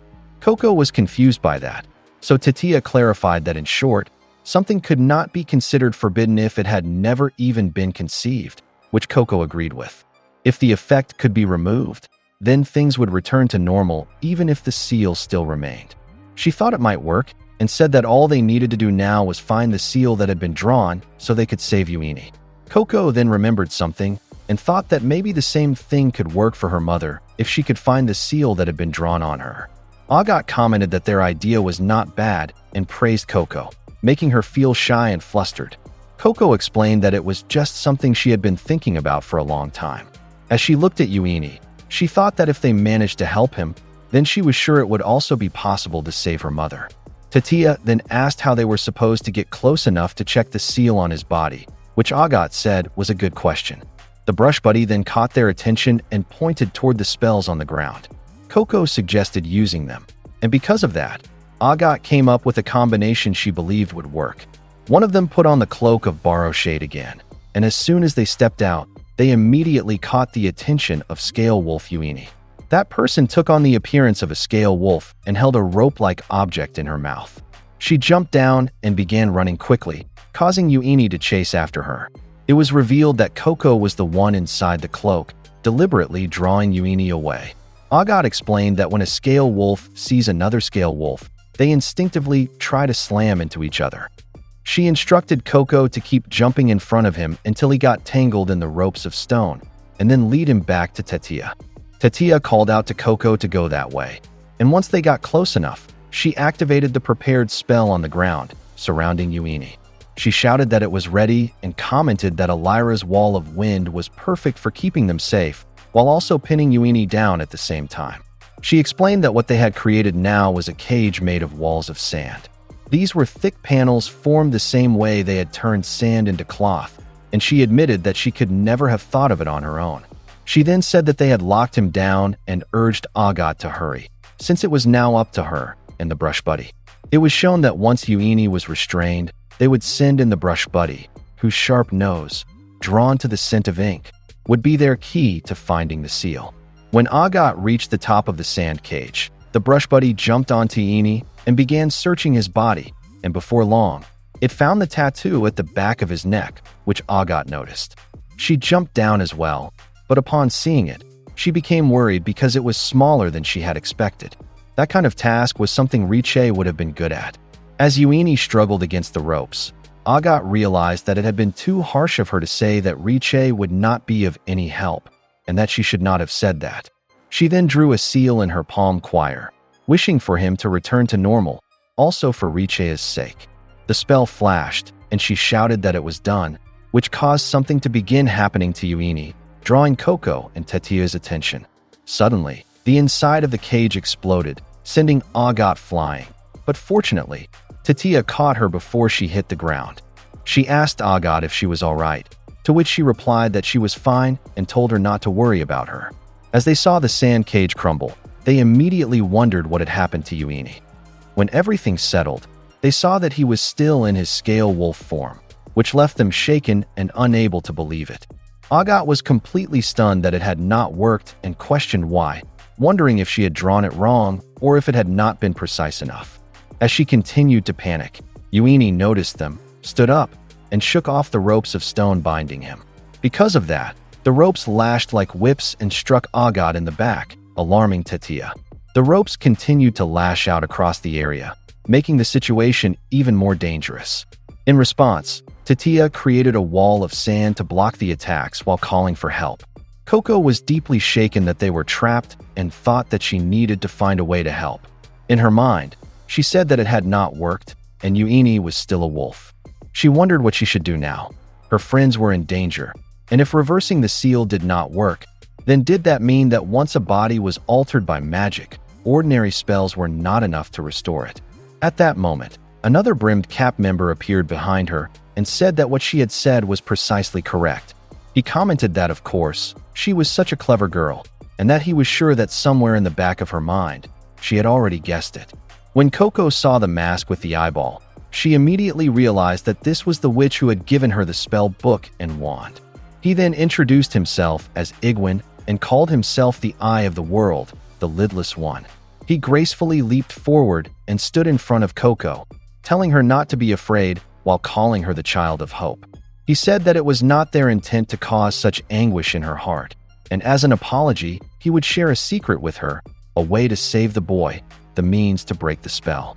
This caught Coco's attention, and she asked if she was right that it involved forbidden magic, to which Igwin agreed. He then told her to be at ease, explaining that her friends never had to know, that he would not say a word, and that all witches had secrets. He added that besides, if he was right, she wanted to save her friends. He took her hand and gave her a quill pen, then urged her that it was time to draw. He also stated that the only spell capable of saving Onii was an ancient and forbidden spell. When Igwin sensed Coco trembling, he asked if she was shaking, if she was afraid of forbidden spells, then said that they were no different from the spells she already knew. He added that she would learn to use them, and that he would be the one to teach her. Suddenly, someone shouted for him to don't do it, and it turned out to be Silver Wolf Onii as he pulled Coco away from Igwin and threw her to the other side. He spoke and said that forbidden spells were evil, which shocked Coco and made her ask if Onii was still inside him. Coco then asked if their plan had worked, to which from behind the sand shield, Tetia appeared and said that she would not call it a success, but it was not a failure either, while Coco added that he was able to communicate again, which meant they had managed to restore part of him. Tetia then insisted to Igwin that his claim that only forbidden spells would work there was a complete lie. She explained that every small adjustment unlocked a new possibility, saying that if there was a will, there was a way, and that was how magic worked. Coco was delighted by what she said, while Igwin leaped behind Onii like a vault and commented that they had nullified part of the effect by reversing the signs. He called it marvelous and was impressed by their ingenuity. He explained that in ancient times, all power could be used freely, and whatever they lacked in order, they made up for with innovation. He added that as he watched each step the girls took, it only pained him more that they did not live in such an age now. He also said that he wished to see Coco freed from the principles of the pointed caps so that she might become a true witch, which made Coco ask what he meant. Igwin then gave them a demonstration and invited them to observe. This caught Agat's attention, and she asked in concern what he was about to do. Igwin said that it was magic they must not know, and spells they must not study or draw, and it turned out that he reversed Onei's transformation using those spells, explaining that it would only take a glimpse for them to see the infinite possibilities they were being denied by those rules. Onii groaned after being restored to his human form and collapsed to the ground, which caught Coco's attention. Coco was shocked that he had returned to normal, while Agat shouted his name in worry. Igwin then pulled the seal he had placed on Onei's neck to restore him, and said that it was excellent and that the demonstration was complete. Because of that, Onii began to transform back into a scale wolf again. While that was happening, Igwin explained that it meant nothing if the spell came from him, but as he continued saying that they had to be the ones to draw if they wished to do anything, the amulet suddenly flew out of his hand, revealing that Coco had used her magic to catch it. She pointed out that she used grasping wind and commented that it seemed she had finally gotten the hang of it.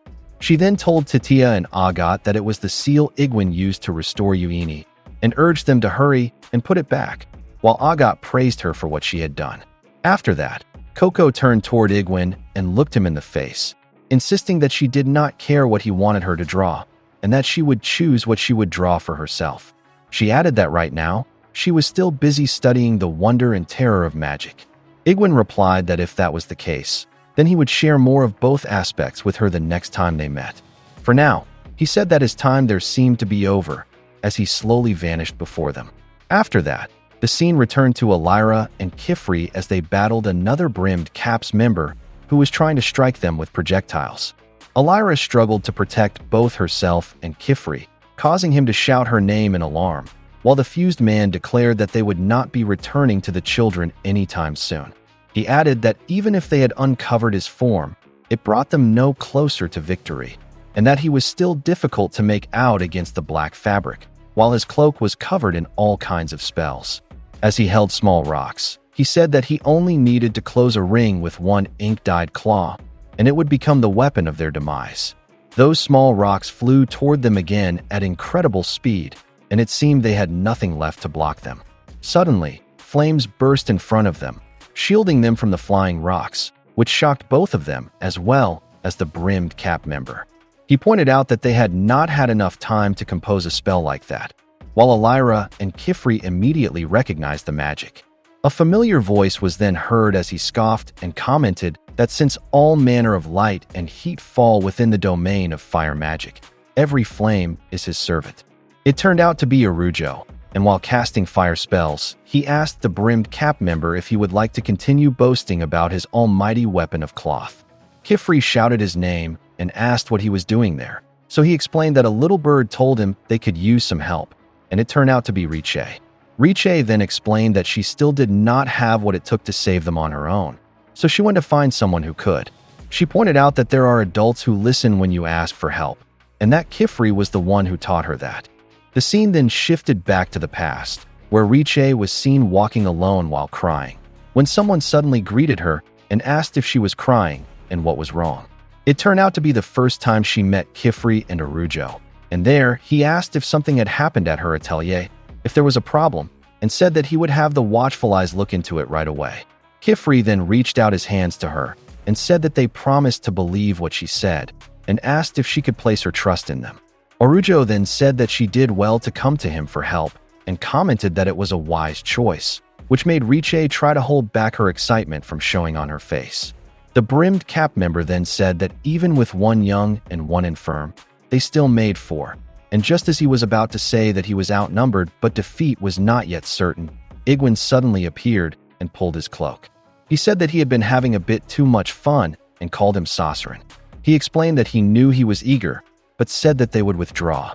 When Saucerin was about to argue, Igwin's tone suddenly turned eerie as he said that they were leaving, which made Saucerin tremble in fear, and not long after, they vanished from where they stood. Kifri shouted at them to stop and not dare to flee while activating his water spell, so Arujo ran toward him, telling him to calm down and think.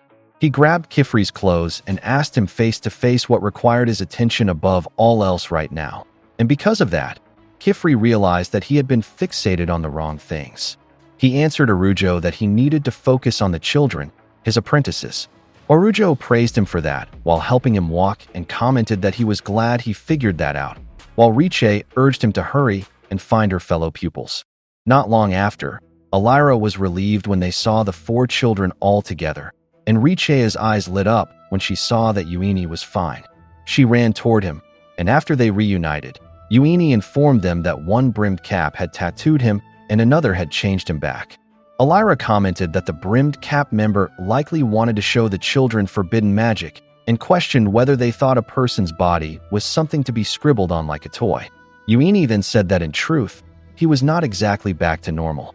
He pointed out that the small medallion on his neck was a contraption that cancels out the effect of the seal, and that if he removed it, he would turn back into a wolf, meaning the forbidden spell was still there. In a worried tone, he asked if his memories would be erased. Riche immediately shouted no and firmly objected, pointing out that Uini was the victim, while Tetia added that maybe if they explained everything to the Knights Moralis, they would understand, and that it was wrong for the one who was hurt to be blamed. Agat, however, commented that she highly doubted the Knights would listen. She explained that the moment they discovered the seal on Uini's neck, they would deem it a violation and act accordingly, without asking any questions. However, Coco disagreed and said they would not do that, but quickly took it back when she remembered what had happened to them, and admitted that Agat was probably right. Onii said that he did not think his master Kokoro would accept him in that condition. He added that he did not believe he had any value left as a useless and troublesome apprentice who had violated the principles. He commented that it was ironic because it happened just when he thought he was finally making progress, and he had even started to believe that he might become a good witch in his own way. Elira then placed a hand on his shoulder and pointed out that he had always had the makings of a good witch, and that it had always been inside him. She explained that he recognizes his weaknesses and covers for them with his strengths, that he finds answers and overcomes problems, and that he knows what he is capable of and does what he can to help others.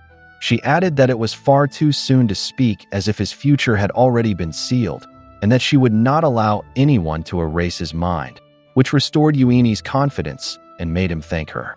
Kifri then said that perhaps Riche's newest spell could help him, which caught her attention. As she drew her spell on the wall, Riche explained that the secret room inside her vase was something she had obtained from really long ago. She informed them that it had 2 exits, one leading to the Atelier and the other to Siam Woods. She decided to try creating another pathway to see if she could reach Orujo for help. Orujo explained to them that creating windowways is extremely difficult, and that drawing a large seal cleanly enough for a person to pass through requires careful and seasoned technique. So Riche said that she tried doing it like the Rain Cleaver, using many small seals connected together so they would have nearly the same power as one large spell, and she completed the windowway. She also pointed out that Kifri had taught her that, which caught his attention. She continued explaining that the small seals she was good at drawing, connected in the way Master Kifri had shown them, combined with the sign of windows from Uini's choir and the sigil of doorways left to her by Riley, resulted in a spell she could not have created on her own, but also one that could not exist without her. She then turned to Uini and called out to him, pointing out that the spell was for him and telling him to use it to escape to safety, which confused him. After they exited the cave, Elira explained that he would have to endure things for now, while Kifri added that until they found a way to remove the seal, he would have to remain hidden and must not return to the Great Hall yet. Uini hesitated and asked if they would really find a way, saying that it might stay with him forever, and asked if he would ever become a witch again. Elira cheerfully patted his back and told him to come with her, adding that she would teach him about magic as well. She explained that he was under her care and that she had failed to protect him, apologizing for that, then promised that from now on she would keep him safe. Uini was taken aback and thanked her, calling her Master Elira. He then suddenly removed the medallion placed on his tattoo, transforming back into a scale wolf. In a shy manner, he explained that he figured it would be harder to find him like that, and that he could run faster too. Riche placed her hand on his scales and said that he did not need to make excuses, and that turning weaknesses into strengths was what he did best. She hurt her hand because of his scales and commented that they stung a bit, making Uini flustered and apologize. He then told her to wait and began running around the area, and it was explained that when scale wolves run to shed their tough scales, they do so for a reason. Coco, Agat, Riche, and Tetia watched him as he ran, each reacting differently, and after a while, he ran back toward Riche, now without his hard scales, allowing her to finally hug him without getting hurt. He asked if that was better and if he was soft now, which she agreed to. Uini explained that for a long time he had wished to be someone else, but now he simply wanted to be himself again. He promised Riche that he would return as his true self, and she replied that she would wait for him, and that when that day came, they would show each other the magic they had learned. After some time, Elira and Uini left, and Tetia commented that they were really gone. Riche then hurried and said that it was time to go home, leaving Orujo momentarily speechless before agreeing, while Kifri asked if she did not want to wait a bit longer. Riche replied that she did not, and that she wanted to go home to study, saying that she needed to find more ways to become herself, to grow, and to become a better witch. After they exited Serpentback Cave, Lelusi greeted them and commented that they had finally made it out. Agat immediately recognized her as a member of the Knights Moralis, while Lelusi explained that the proctor had failed to return after the scheduled conclusion, so she came to investigate, saying that it seemed she was right to do so. She then said that she would require a full report of what had happened and asked them to accompany her to the hall, which surprised Coco, as she realized they were going to the Great Hall, the center of the entire witch society.